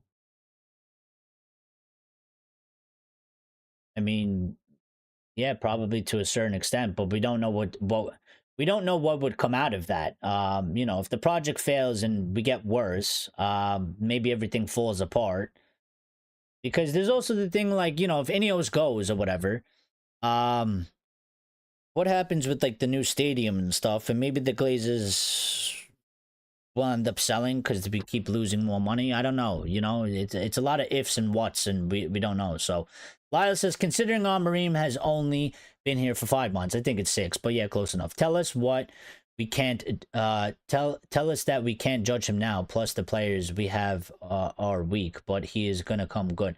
Well, that's the hope. That's the hope that he is going to come good. I mean, I do like, his ideas and his philosophy. I listen to what he says before the matches, after the matches, pre-match conferences. I think his idea is pretty clear, because it's basically the same one that he did at Sporting. But other changes and stuff have to follow along with that. Again, it's never just the manager, but it's also never just the hierarchy. So Grace's coach on Football Manager. Well, here we're coach. You could be an assistant coach. You could be a coach, or you could be you could be a manager. But the Americans just say coaches. Ondero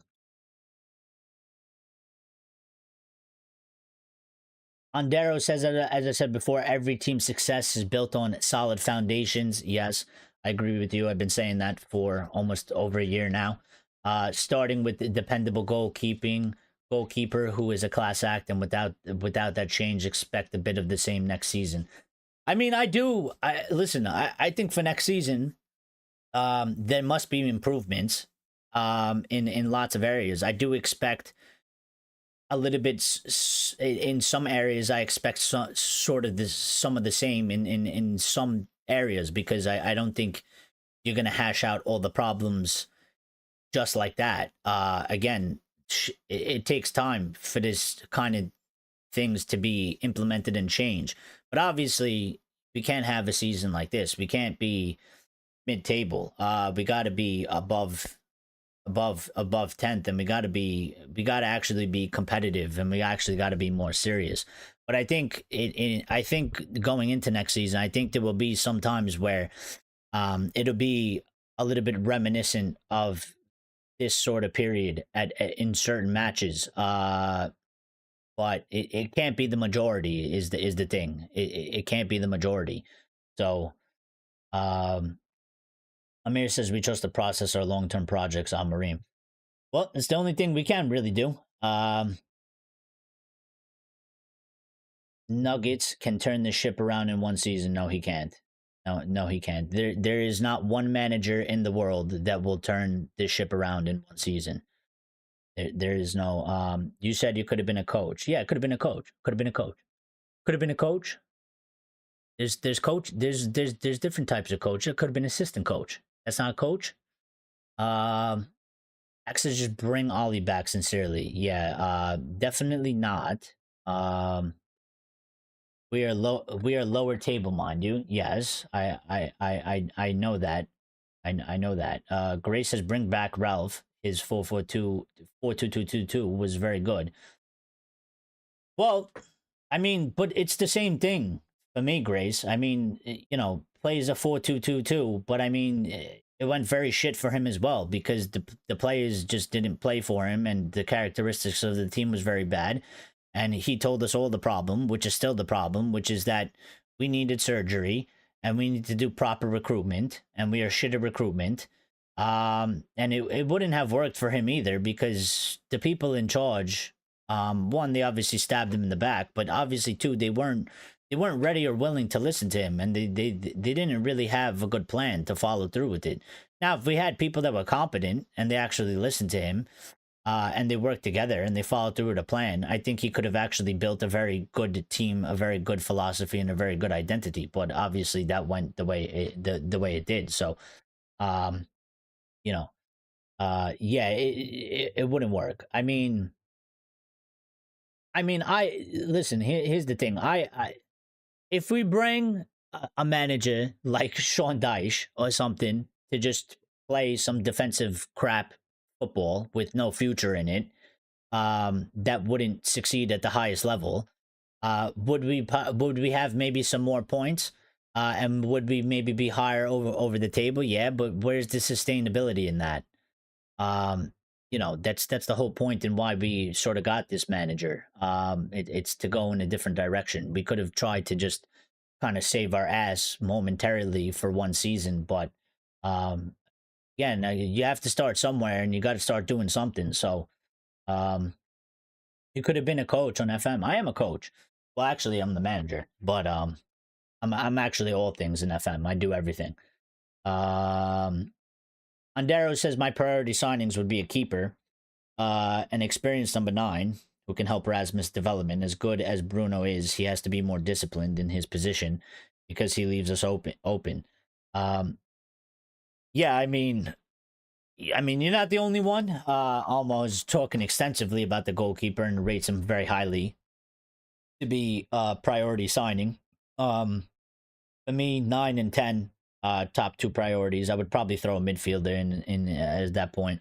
Um, but we need to do something we need to do something for the dynamic of the team. And for the goalkeeper. Um, is that why your opinions are so good? I don't know. No, I don't know. It's just I just tell you what I genuinely feel, and what I see. I'm not always right. I'm wrong a lot. I am. I'm wrong a lot. Um, but yeah. I mean, there's certain things sometimes like they could go either way. I have some strong convictions about certain things. Certainly about the way that a plan and a structure should go. I am definitely on that. But how Ineos go about it and do it is more sort of just that I'm hoping that they do it the correct way. Again, I don't know if they are, and I don't know what decisions they're going to make in the future. So that obviously has an impact on what's going to happen. But Axe says we need top 4 until Christmas, or I'm ream out. No discussion. Listen to me. I'm rational. I am not. But we can't tolerate this anymore. I mean, again, I would say it depends on circumstances. I think it depends on the situation of the season. I think. I mean, obviously that would be great. And if you're there, you don't even want to fall off anyway. I mean, if he can do that, that's excellent. But again, I would go as far to say, if we're 7th, but we're 4 points off of 3rd, or something like that, or 5 points off a 3rd. I don't think that makes that much of a difference. It depends. It depends where we are and how far we are from really top 4. Depends how the table looks. It's not necessarily just like he must be 4th or get sacked, because if we're 7th to 8th, but we're like 5 points out, it's not the worst situation, and we have the whole rest of the season to fight back in. If we're like 9th and we're like 12 points off of, 3rd or 4th or whatever, and I guess 5th now, because 5th is a spot if we keep it, then that's obviously a different discussion and a different thing. But yeah.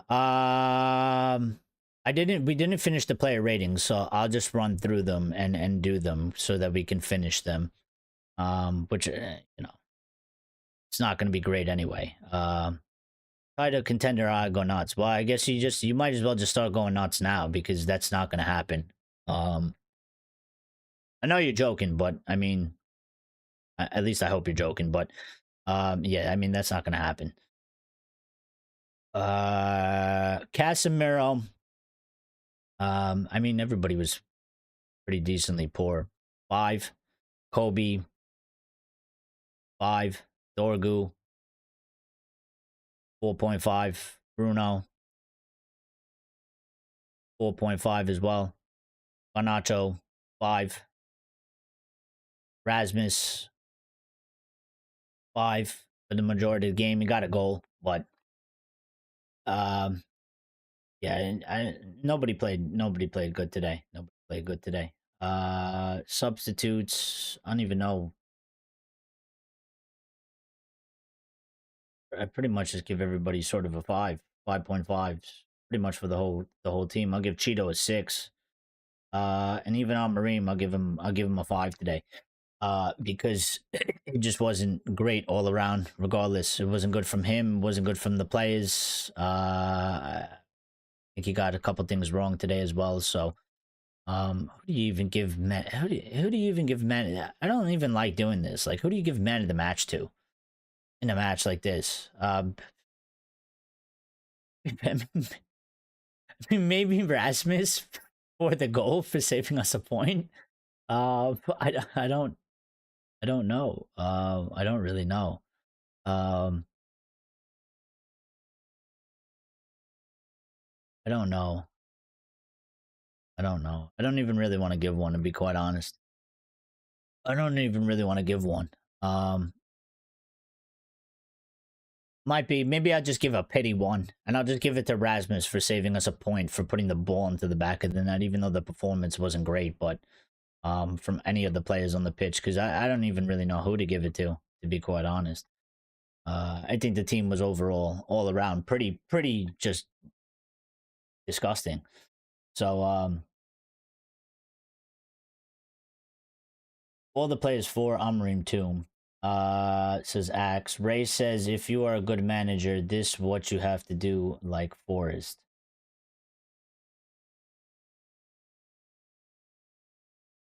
I mean, yes, but you need to have the personnel for that to work. Um, and I think with what they've got, and I think with what they did, um, I mean the biggest difference to me between Forest and us is that they just have a team that actually complements each other on the pitch and it fits the system, and they hired a manager that goes with the team. But considering we didn't even have any of those things, I mean, you have to create that. So to create that is going to take time, and it's going to take changes to do so. So again, I still truly believe you know, it's bigger than Ruben. It's not about Ruben. It's not really about him. It's just about the overall project and the direction that the club has to go in. He's just there to help it, you know, develop and improve. And if he can't do it or doesn't do it, we're still gonna get. I mean, the move would be to get somebody that is similar, um, in certain aspects, because you can't rip it up again and start over. You know, I think the whole point was that this is what we're gonna do from now on going forward. Um, so they can't, you know, they have to do what they got to do. But for his board, I mean, if you remember prior to this season, Forest bought a shit ton of players, and they had a very bad season, and they had a different manager. But I don't think Nuno is quite different than what they had before. It just kind of didn't work with that manager. But they clearly had a direction and a plan from their club anyway. That they bought quite a numerous amounts of players. So they changed the personnel, but it didn't go well in the first season. It was the first 1 or 2 seasons didn't go well. It was a mess for them. So obviously, you know, it takes time for that to be implemented anyway. Um, Mir says give 10 years contract to at Ruben. Yeah, definitely don't do that because that's not smart either. I think he has the contract that he has. He has the years that he has, and it should always. There should be no reason to rush to give anybody sort of a contract on any terms, unless they are absolutely performing outstandingly. That's sort of the mistake that we made in the past. I mean, you know, just even with Ole Gunnar Solskjaer, like we bring him in, the decision wasn't supposed to be made until the end of the season. He did quite well in the beginning. Well, I mean, actually, he had a phenomenal run in the beginning, and then all of a sudden, again, because of no planning and no actual real sense of direction, they just gave him a contract. And then it started all kind of, you started kind of seeing all the cracks there, and then it started kind of going bad, and then it actually started getting worse throughout periods, and then it just ended in disaster. So yeah, don't be doing that. It's 4-1 Liverpool. Well, that's typical Spurs. So, you know, typical Spurs move. Typical Spurs move. I got to do something on my phone real quick. So, just excuse a moi, real quick. Andero says Amorim is doing what Ranić spoke about a few years ago. Right now, Ruben has taken a bat and whacked the hornet's nest. I think he's done. I think he's done it a little bit. To be quite honest, I don't think it's not enough though. It needs more. But I think he is. I think he is kind of doing that, and I think they're actually all doing it. I don't even think it's just Ruben. I think it's also the hierarchy are doing that. But we need more.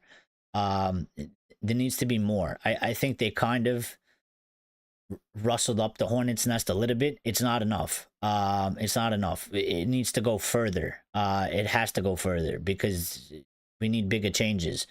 And I think some of the things, again, there's only so much you can do in terms of, when the opportunities arise. But I think we'll see more of it. I agree on Darrow. I think we'll see more of it when we get to the summer. When the season is over and certain things can transpire, maybe you don't no longer need to be using certain players. I think we're going to see maybe probably a significant sort of shakeup, even to the extent of maybe a couple shocks that come from the team. I actually, in terms of some people, I actually wouldn't be surprised. I think that they're going to be fairly, what's the word I'm looking for? Kind of cutthroat about it when it comes to the summer. I think they're going to be fairly cutthroat. I think they're going to be fairly savage about it in the way going forward. But I think it depends on circumstances and stuff like that. Right now we're still in the middle of a season, and we actually still have a chance for Europa League trophy and to get in the Champions League. So I think it comes with situations. I think you can only disrupt the Hornets' nest so much in this current situation than you can when the season is over, and be able to kind of maneuver and do other things. So yeah. Grace says, all I want UCL for what, to embarrass ourselves. And all you want UCL for what, to embarrass ourselves? Well, we want to be in the best competitions, and also it's not really that. It's more so of it's more so of the money aspect. 5-1 now. Yeah, typical Spurs.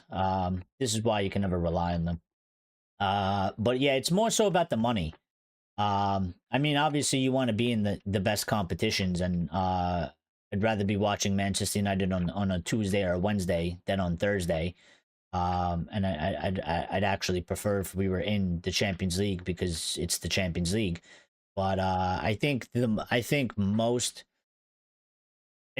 most urgency from most people is specifically for the money aspect, so that we can have a better, stronger transfer budget and window. So if we lose to Spurs in the final, Amorim has to go again. I mean, you guys can say that. Anybody can say that all they want. I won't be saying that until some point later. I plan to give him, if I can, at least a full season. I mean, obviously it depends how it goes. For 15th in January. I mean, it probably has to go at that point, but I mean, he probably will go at that point. But yeah, for me, manager, gotta get next season for sure. I'm not sacking any manager at this point in time. So Liverpool is winning EPL. We are Amorim shit. Ineos destroyed this season. Yeah, Amorim does not have to go now. Yeah. I fully 170,000% disagree with that. Liverpool were gonna win this league, and Liverpool have been in a much better position than us for quite some time, and we've been run very, very poorly. So yeah, I think Axe is just getting even more angry because Liverpool won, but I kind of accepted that already like 3 or 4 months ago. So yeah, I've already dealt with that. I mean, it was quite clear that they weren't gonna lose. They weren't gonna lose. Top players says it's always atrocious. I mean, it hasn't been great. I mean, I don't think anybody can say that. I wouldn't say it's always atrocious. I think that's a bit one way. But yeah, it hasn't been great. It's been fairly too inconsistent. I mean, when it's just inconsistent, you're not going to be able to get points and results. So things need to shapen up and things need to get better. And Amir says we are winning the Europa League. See, Amir's got the positivity there. Do they have more titles than us now? No, I think they're tied. I think they've tied us. I think it's 20 apiece. Pretty sure we have 20. Yes. So this is number 20 for them. So they've tied us on prems, or at least league titles. I mean, it's only their second prem. We have 13 of them. But yeah, they've tied us. And the problem, you know what? And I'll say this, and nobody's gonna like this, but live in reality, they probably will surpass us first because of the way things are going. I mean, surprise, surprise. But I mean, considering the way that they're structured and the way that they're going, and considering where we are, and what we've been, I mean, you know, we've let it slip out of our hands. We've had 12 years to sort this shit out, and we've allowed them to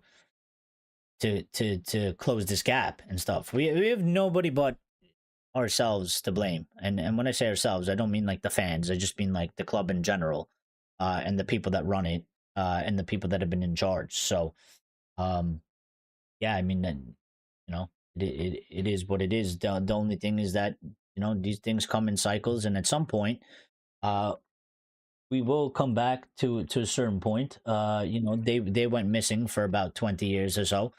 So it happens. It happens. It happens. You know, it happens. I can't see us losing to Spurs or Bodo Glimt in the final, but Bilbao are a much better side than Lyon with lots of options on their bench. Our tie is going to be very difficult to get past. I sort of feel differently about that. I think we can get past any team there. I actually think Spurs is the biggest issue because we've lost to them 3 times. I think we've lost to them 3 times. So and Spurs is a Premier League. Spurs is a Premier League club, whether they're good or bad, but they play with the pace and intensity of Premier League teams, which we've struggled against, and where we've had basically most and all of our poor performances, and we struggle to compete against them at this current moment in time. I think other European, because they play a different style and the football is different and their league is different and the characteristics of their team, I actually think I actually think we can beat pretty much all those teams. I think Spurs is the biggest issue because they're an English club.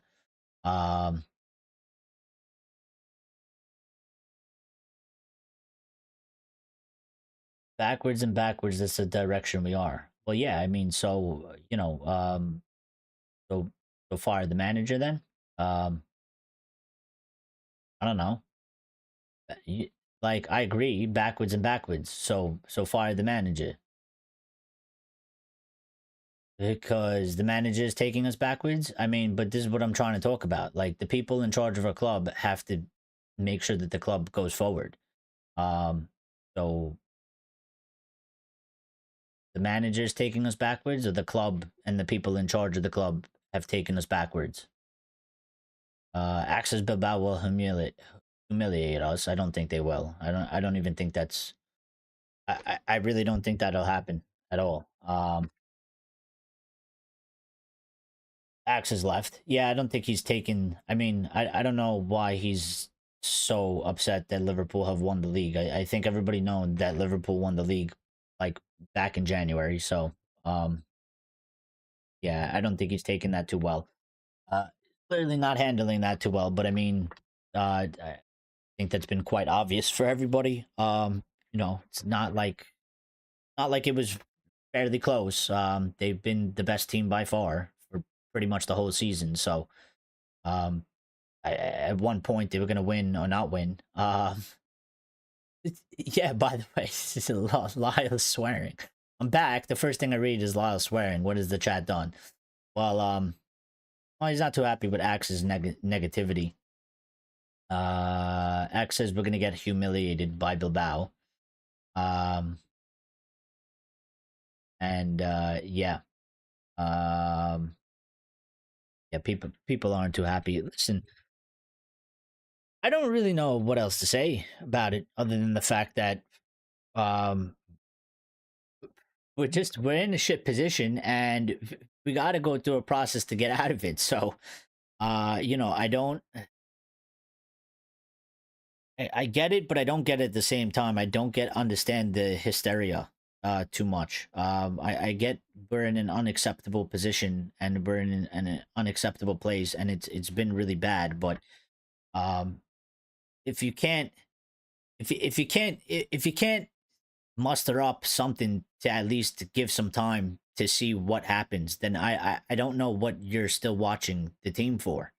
Um, I just don't get it. I really don't get it. I don't get what you're watching the matches for. I don't get what you're I don't get why you're putting yourself through it week in and week out. It doesn't make sense. I don't want to see my team or my club like this. Nobody does, but I have the patience and have the patience and the mentality to give it time for things to change. And if you don't have that and you can't handle it, then I really don't understand why you do it to yourself, because you're not even giving yourself an opportunity. You're not giving yourself an opportunity. You're destroying yourself at the same time. So, um, Liza, I get it. Not everybody has to be positive, but saying shit like we're going to lose to Bilbao will humiliate us is so out of place, man. Is believing such a bad thing. Yeah, I mean, I understand your frustration, Lyle. I get it. You know what? And I think you know what it is, Lyle. Some people, out there, and I'm not trying to like, I'm not trying to like, trying to like embarrass or throw people under the bus or anything like that. But some people out there, they they live a life by expecting the worst, so that if it does happen, they don't feel so let down. And people don't like to have hope and belief because maybe they've been crushed by it so many times. And it puts them in a place of real hurt, and they don't like to be in that place of real hurt. So they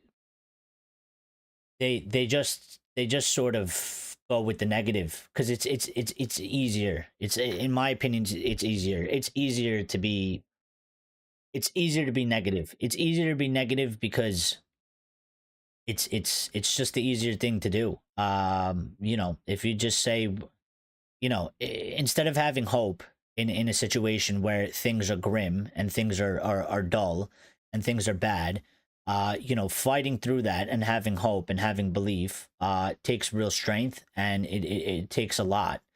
And if things progress and they don't go quite well, it's quite tough to navigate and deal with. Whereas when things are bad, it's just easier to just say, yeah, everything is shit and everything is going to continue to be shit. And that way, if the outcome is shit, you just go, see, I told you and I knew it. And then they kind of carry on. So, um, you know, it's just a thing of perspective. Bilbao is the strongest side left in the competition for me. A lot of people say that. A lot of people saying that. That's fair enough. I mean, I don't watch enough of them to really dictate how good or how bad they are. Um, but and Darrow says we will see on Thursday. Spurs will find it tricky in the away leg. I watch a fair bit of Spanish football, a good strong side. Yeah, I mean, I don't like, I'm not trying to say like they're shit or anything. They do have, you look at a couple of their players and what they got in there. I mean, they are a good side. I just feel like we can beat them. But I mean, fair play to you. You watch a fair bit. You watch more Spanish football than me, that's for sure. Because I don't really watch Spanish football. I watch a little bit of Madrid, a little bit of Barca, um, here and there, not too much. But I mostly watch the Prem. I mean, I watch United, of course, obviously, always. But when United's not playing, like yesterday, I watched all the matches. I watched all the games. from start to finish. So I'll watch those. This one obviously I would normally watch, but I can't watch because I'm doing this live. So Live says the season has been bad, but there's a glimmer of hope here for a good end to the crap. I'm a glass half full kind of guy. And that's good. That's good. You know, that's the point. Is you're allowed to be whatever you want to be. And I get it. It could be annoying because when it's like when you're a half glass full kind of guy and you got to deal with somebody that's a half glass empty kind of guy, it's like fire and ice, and it could be quite frustrating. But sometimes you just kind of have to, for your own sake, you kind of have to understand where they're coming from and the sort of the way that they think and the reason why people are the way they are, even if you don't agree with it and it's not your philosophy for life. That's very well fine, but it helps you to kind of try and put yourselves in their sort of thinking, sort of their shoes, to see where they're coming from, and you can understand it. You don't have to agree with it, but you can understand it. Makes it a little bit better for yourself. Lion says, "I'll do it then." Axelord embarrasses himself with his outlandish statements. I mean, I think he's just very overly emotional at times, which leads him to make some very outlandish statements. But there's people like that out there. I mean, I get it, but I also understand it because I kind of have a good read on him. I mean, clearly he got really upset that Liverpool has won this match and that they've tied us on leagues, and yeah, he's one that seems to be fairly emotional about things. And I'm not trying to knock the guy, but when people are when you can't control the emotions, bad things tend to happen. Judgment is clouded, thinking is clouded, and I know that even from personal experience. That's why I'm saying that, because I think at a point in my life, I was fairly like that as well. Was unable to really get a grasp and a control over my emotions, and my emotions would lead to very poor judgment and poor thinking, which would later lead me to regret for things that I said or did, because after those emotions pass, whether it's a couple hours, days, or whatever, I felt really stupid and poor about myself, because wasn't something that I personally believed or carried myself in. It was just more of a feeling in that moment. So Elias says, "I'm sorry for those people who have a bleak outlook to life, but come on, we have you. What you harvest in your mind, you manifest in life. Negativity begets negativity," and I certainly feel that way. And I do share some sympathy for those people, because I used to be there. But I have found that positivity and love triumphs literally everything. The problem is, people say that love or positivity is strong. The only disagreements I have with that is that negativity is also quite strong, and I actually think negativity is actually, in some cases, it's stronger. Because again, I think to be positive when things go well, is quite easy. To be positive when things are negative is quite hard, and that's because negativity is a very strong thing, and it's a very hard thing to navigate, and it's a very hard thing to control.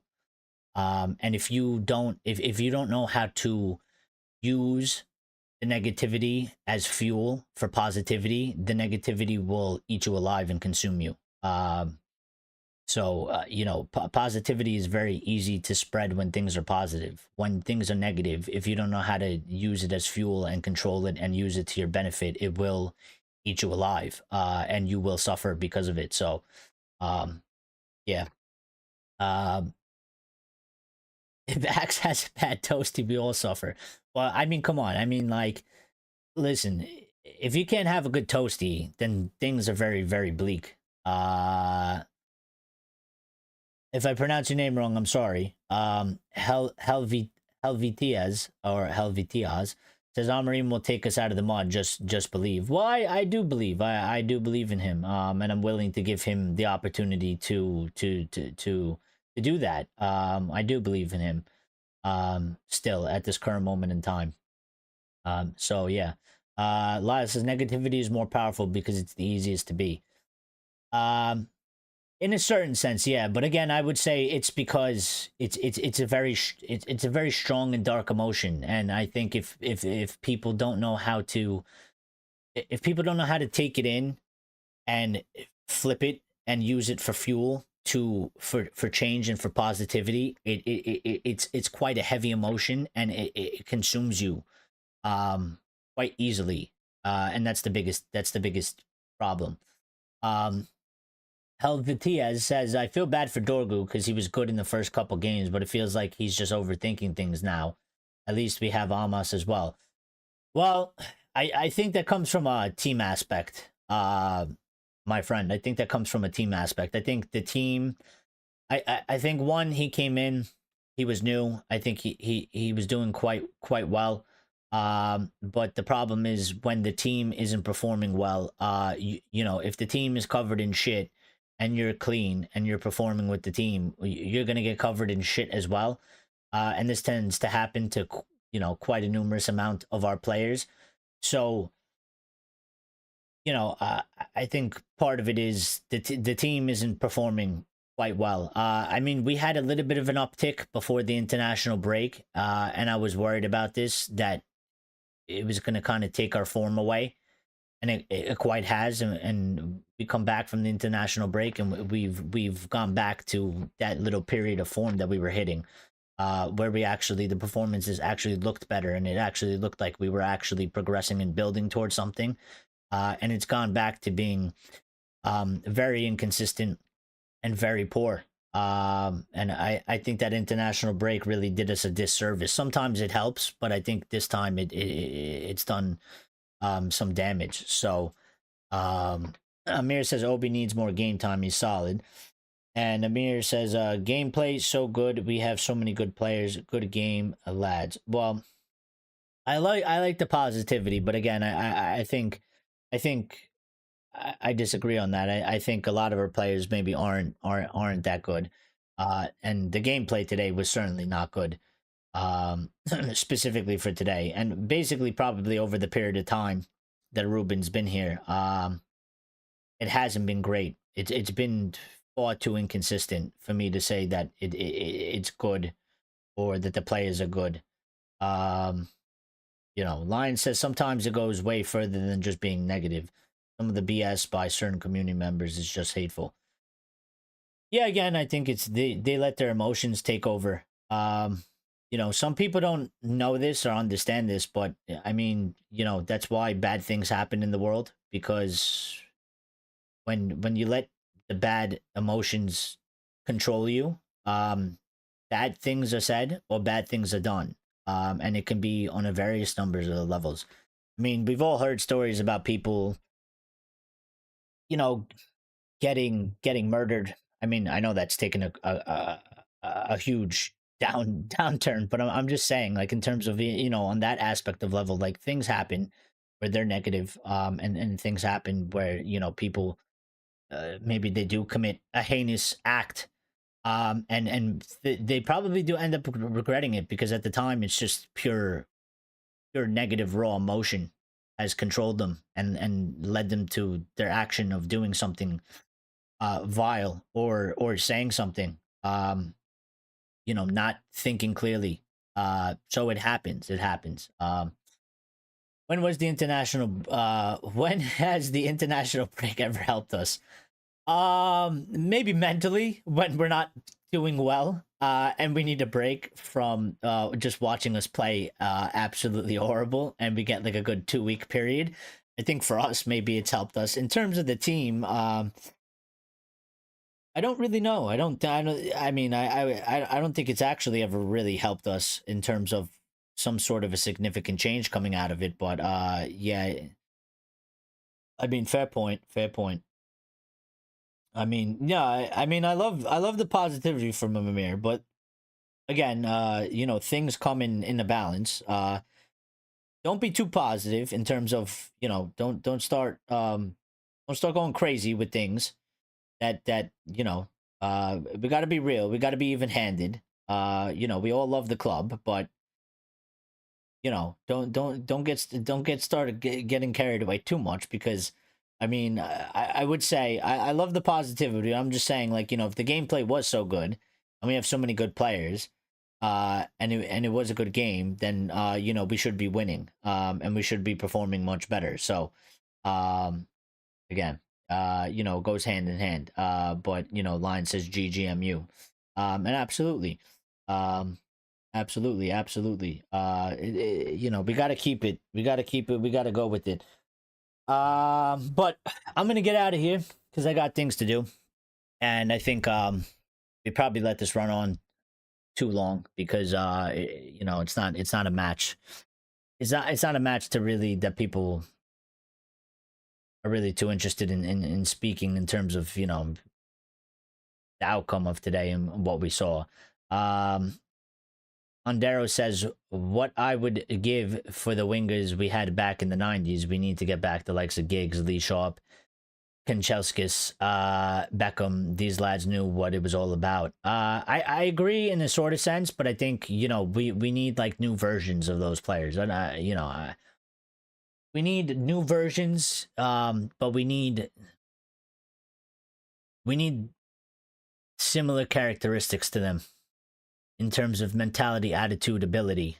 But we need it for the new.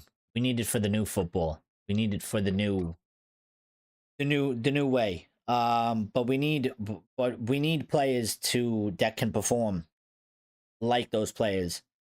Um, in that sort of sense. So yeah, I mean, I don't know, like getting those players right now and playing them, and how. I mean, obviously they were very good players, so I would expect them to perform to some certain level. I don't know how well it would work in today's sort of football that's played. It's a different football, but in terms of just characteristics of players, I mean that's what we've been missing for ever now. So yeah. Lion says no, this season has been shit, but like I always say, got to pull a arrow backward to get it to shoot forwards.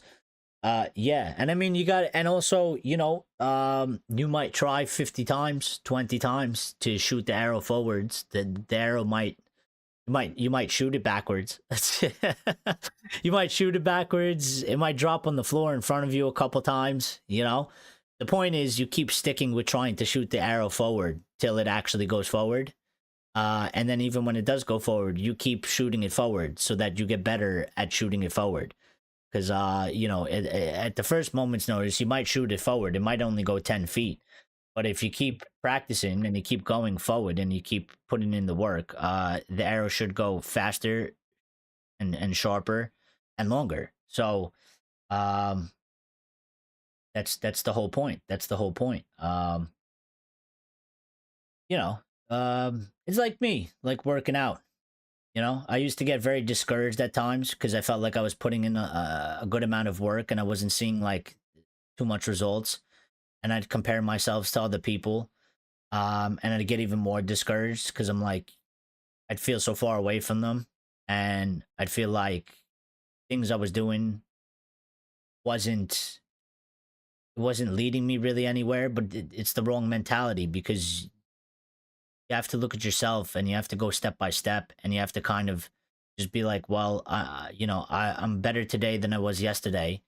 And you got to take it a day by day. You don't, if you go to climb Everest, you don't just start from the bottom and jump to the top. It doesn't work like that. And when you're at the bottom and you look at the top, and if you say it's too much work and you don't even try from there, because you say it's too far away or it's too hard, you're never going to get there. But if you just start the journey and you take it step by step, when you're halfway there, you can turn around and be like, well, shit, I mean, yeah, I got some ways to go, but I mean, look how far I come. Look where we started. We were all the way down there. Now we're like up here, you know? And that probably propels you to get to the top. So, full time, Liverpool 5, Tottenham 1. Liverpool take it confirmed. Well, might as well get it out of the way, I guess, because, you know, it was going to happen at some point. So, I mean, I won't be turning anything on or looking at anything, that's for sure, for the rest of the day. So, yeah. Andero says, well, yes, that goes without saying. Players who cared for the badge, temperament, character, winning mentality, seriously lacking here. Yeah, and I think that's a big part of the recruitment. I think that Ineos are trying to kind of do something about that. I think the players that they've recruited so far, I think they kind of fit that mold better than what we've had in the past, or what we've gotten, or you know, what we have. I would also like to see those sort of characteristics, you know, that sort of character change from the players coming up from the youth as well. I think we could well do with a better sort of thing from there, from an early age, with some of the players. Not saying that they're bad, but it's just important that they learn that at that young age as well, so when they come into the team. Amir says proper modern style. Is Ruben the next Jose? No, because I think two very different circumstances and two very sort of different paths. And also I think two different sorts of styles. You know, just because they're both Portuguese and they came from the Portuguese league, I think maybe that's the only sort of connection. Remember, Mourinho won the Champions League with Porto. And maybe Ruben could have maybe done it at some point with Sporting because they were going so well. But he kind of left out of there. But Mourinho, I mean, he won the Champions League with Porto, which was a phenomenal feat because nobody thought that was even possible. And he came to Chelsea and he kind of hit it off quite quick. It was under a bit of a different circumstance with a different type of people in charge at the football club as well. You know, Abramovich having the ideas and plans that he had and supporting the proper manager and doing it the correct way. So yeah, I think it's different. I don't like to do comparisons like that. I think Ruben Amorim should be Ruben Amorim. I don't even really want Amorim to be the next Mourinho. I want Ruben Amorim to be Ruben Amorim. I want Ruben Amorim to become the guy that people say, is he the next Ruben Amorim? That's kind of what I want. So yeah. But in terms of schedule for next week coming up, we can do a stream tomorrow. I'll stream tomorrow because I think we'll probably get some news. It's start of the new week. Not so good of a result for United once again. So I think there's going to be, I could be wrong, but I think there's probably going to be some significant updates, probably around transfers and stuff like that. So we'll do a show tomorrow about whatever comes out, news show, and then I'll probably plan out the rest of the week tomorrow and give you guys a good update. What I wanted to do is we have the Discord as well. So if you didn't join the Discord and you want to join the Discord, I will try and grab the link right now and throw it in the Discord. You should do well to get in the Discord. It's a very well set up Discord. Lyle did the whole thing and he did a fantastic job with it. If I figure out how to get this Discord, invite people and copy link. So yeah, here's the link. That's the link to the Discord. If you want to join the Discord and you haven't joined already, I will pin the message as well. If you smash the like button, thank you. If you haven't, please do so because it helps us greatly. You don't have Discord in your bio, by the way. Yeah, I got to put that in the channel bio. I'll probably do it later tonight. I meant to do it yesterday, but what I was doing yesterday was I was playing around with trying to do the call-in sort of section, and I was trying to do it. I was trying to test it to see how it works, but I couldn't get it to work because I needed I needed a second account or something like that. It was a pain in the ass. So I was playing around with that yesterday. I was trying to do it myself. I was trying to do it like add myself as a caller through my phone. But it wasn't working, so it wasn't going well. But I know what I got to do to sort it out so that I can properly test pulling people in and how it sounds through stream and stuff like that, and making sure that there's like no echoes and stuff like that. So yeah, yeah, I gotta add that in there. You are right. I don't have it in the bio, but I will put it. Maybe I'll do it later if I have time. Today or tomorrow or at some point I'll put it in there. Um, but yeah. Andero says Mourinho's style of play is completely different to Amorim. Yes. Both are also very different coaches. No real similarities. Yeah. Besides the fact that they're both Portuguese, and they both came from the Portuguese league. That's really about the only similarities. Their careers and paths are, other than that, quite different. Realistically. You guys want to see my mic?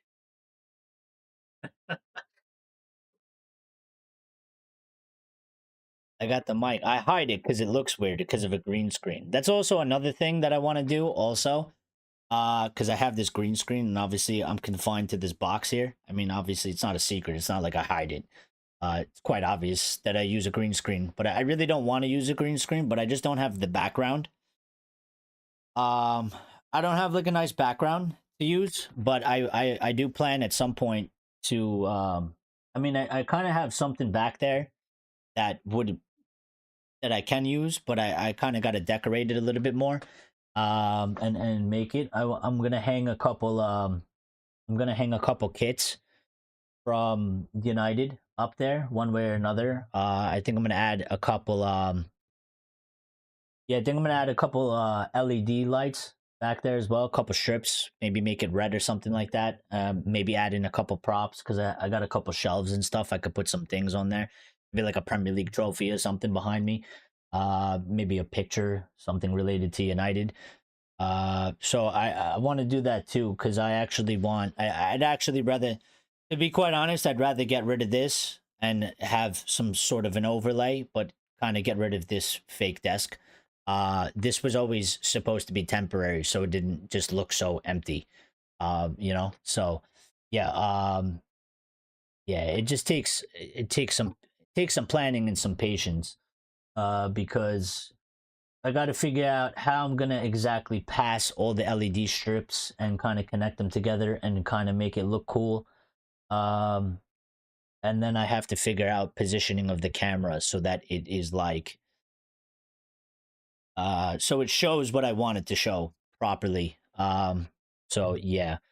Breaking news: Liverpool have been found guilty of cheating and they're deducted 82 points. That'd be that would be great. That'd be awesome. Yeah, I mean, because I kind of threw this this background together just to get started because I wanted to start doing shows and stuff like that, and I was like, I'll never start if I keep thinking about it or fussing too much over too many details. And I always plan to kind of change this.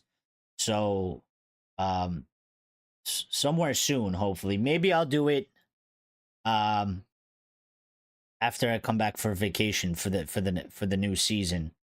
Um we'll have something to go. I mean, it won't be ready right away cuz obviously I'll be on vacation, so unless I do it before I go. Um but I think for next season, at some point early on in the season, we should have it going. I think I'm going to do it when I come on the low background. Well, if I could get one of those giant player things, I could maybe stick it to something and have somebody behind me. Um, but yeah, I mean, yeah, that was always the plan because I feel like green screens are a little bit to a certain point. They're a little bit outdated, but I have it because I don't have a proper background in any sort of sense. It looks. I tested it once and it looked quite ugly to me. I really didn't like it. Um, so I was like, I guess I'll just do the green screen thing until we actually set something up that's real. Because I prefer real. I prefer real things. I don't prefer really this virtual stuff. I mean, it's kind of stupid that I'm stuck in this box. I can't really do nothing about it. I can't really make it bigger or anything like that. So yeah, I'm trapped. I'm like a mime. I'm trapped. I'm trapped in the box. I can't get out. Wait, that's a green screen? I mean, you haven't noticed it cuts off. That's why you can't see me. That's why you can't see me when I go like this. You can't see me because it's a green screen. It cuts off. Otherwise, yeah, you would see. I would be able to move over here, and I'd be able to like grab the desk, do things. Yeah. I know you're joking. Um, Steph's here as well. Well, Steph, we're about to get out of here, but big up yourself. And she says, big up Eric and experienced ones. I like that. I like that. We should use that more often. Experienced ones. I like that. That's a good saying. So these aren't real trophies. I mean, no, I can't even grab them. I was gonna try and like do this, you know. Yeah, I can't even do that much. You know, the mic comes out over here. See, it's on a whole stand and stuff like that. So, yeah. They're as real as you want them to be, Lines. They're as real as you want them to be. Imagination is the key. Imagination is the key. But yeah, let's get out of here, guys. I'll see you guys tomorrow. We're gonna do 3 p.m. stream. I'll try my best to remember to announce it in the Discord as well. But 3 p.m. stream, so 8 p.m. UK time, we'll be live. So I hope you guys can make it for that. Illusion is setting, says Steph. Yes. Yeah, so when we get, we'll set up a proper background as well. I'll appreciate that much more. I like it better. I think people actually enjoy it better as well. I think people are quite over the green screen type of thing. It's kind of like 2015-ish.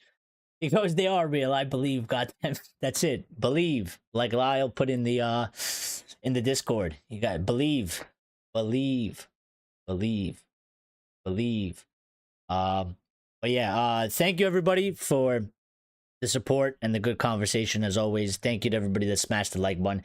Thank you to anybody that was new that subscribed. Again, trying to get to 3,000 subscribers. We've done actually well over the past 2 weeks or so. We've gained a good amount of subscribers, and we're getting more views again. We're back in the cycle, so it's good for the channel. Positivity.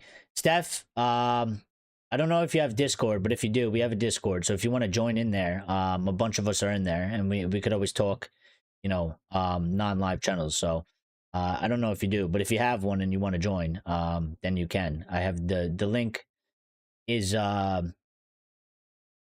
pinned to the top, and I'm gonna throw it into the comment section after I end this live. So everybody, you know, try and enjoy the rest of your Sunday. Don't go on social media.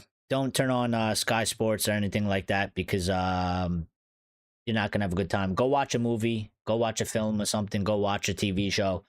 Don't look at social media. Stay off of stay off of it for today, and probably, you know, maybe tomorrow. Although I gotta go on it to see the United News. So yeah. Try and avoid that at all costs, because it's just it's not gonna give you happy feelings today. Let's put it that way. So yeah, everybody take care. We'll catch you all tomorrow. Be good. Stay safe. Love you all. Thank you again. Once again, as always, shout out to all of you. And we'll speak tomorrow.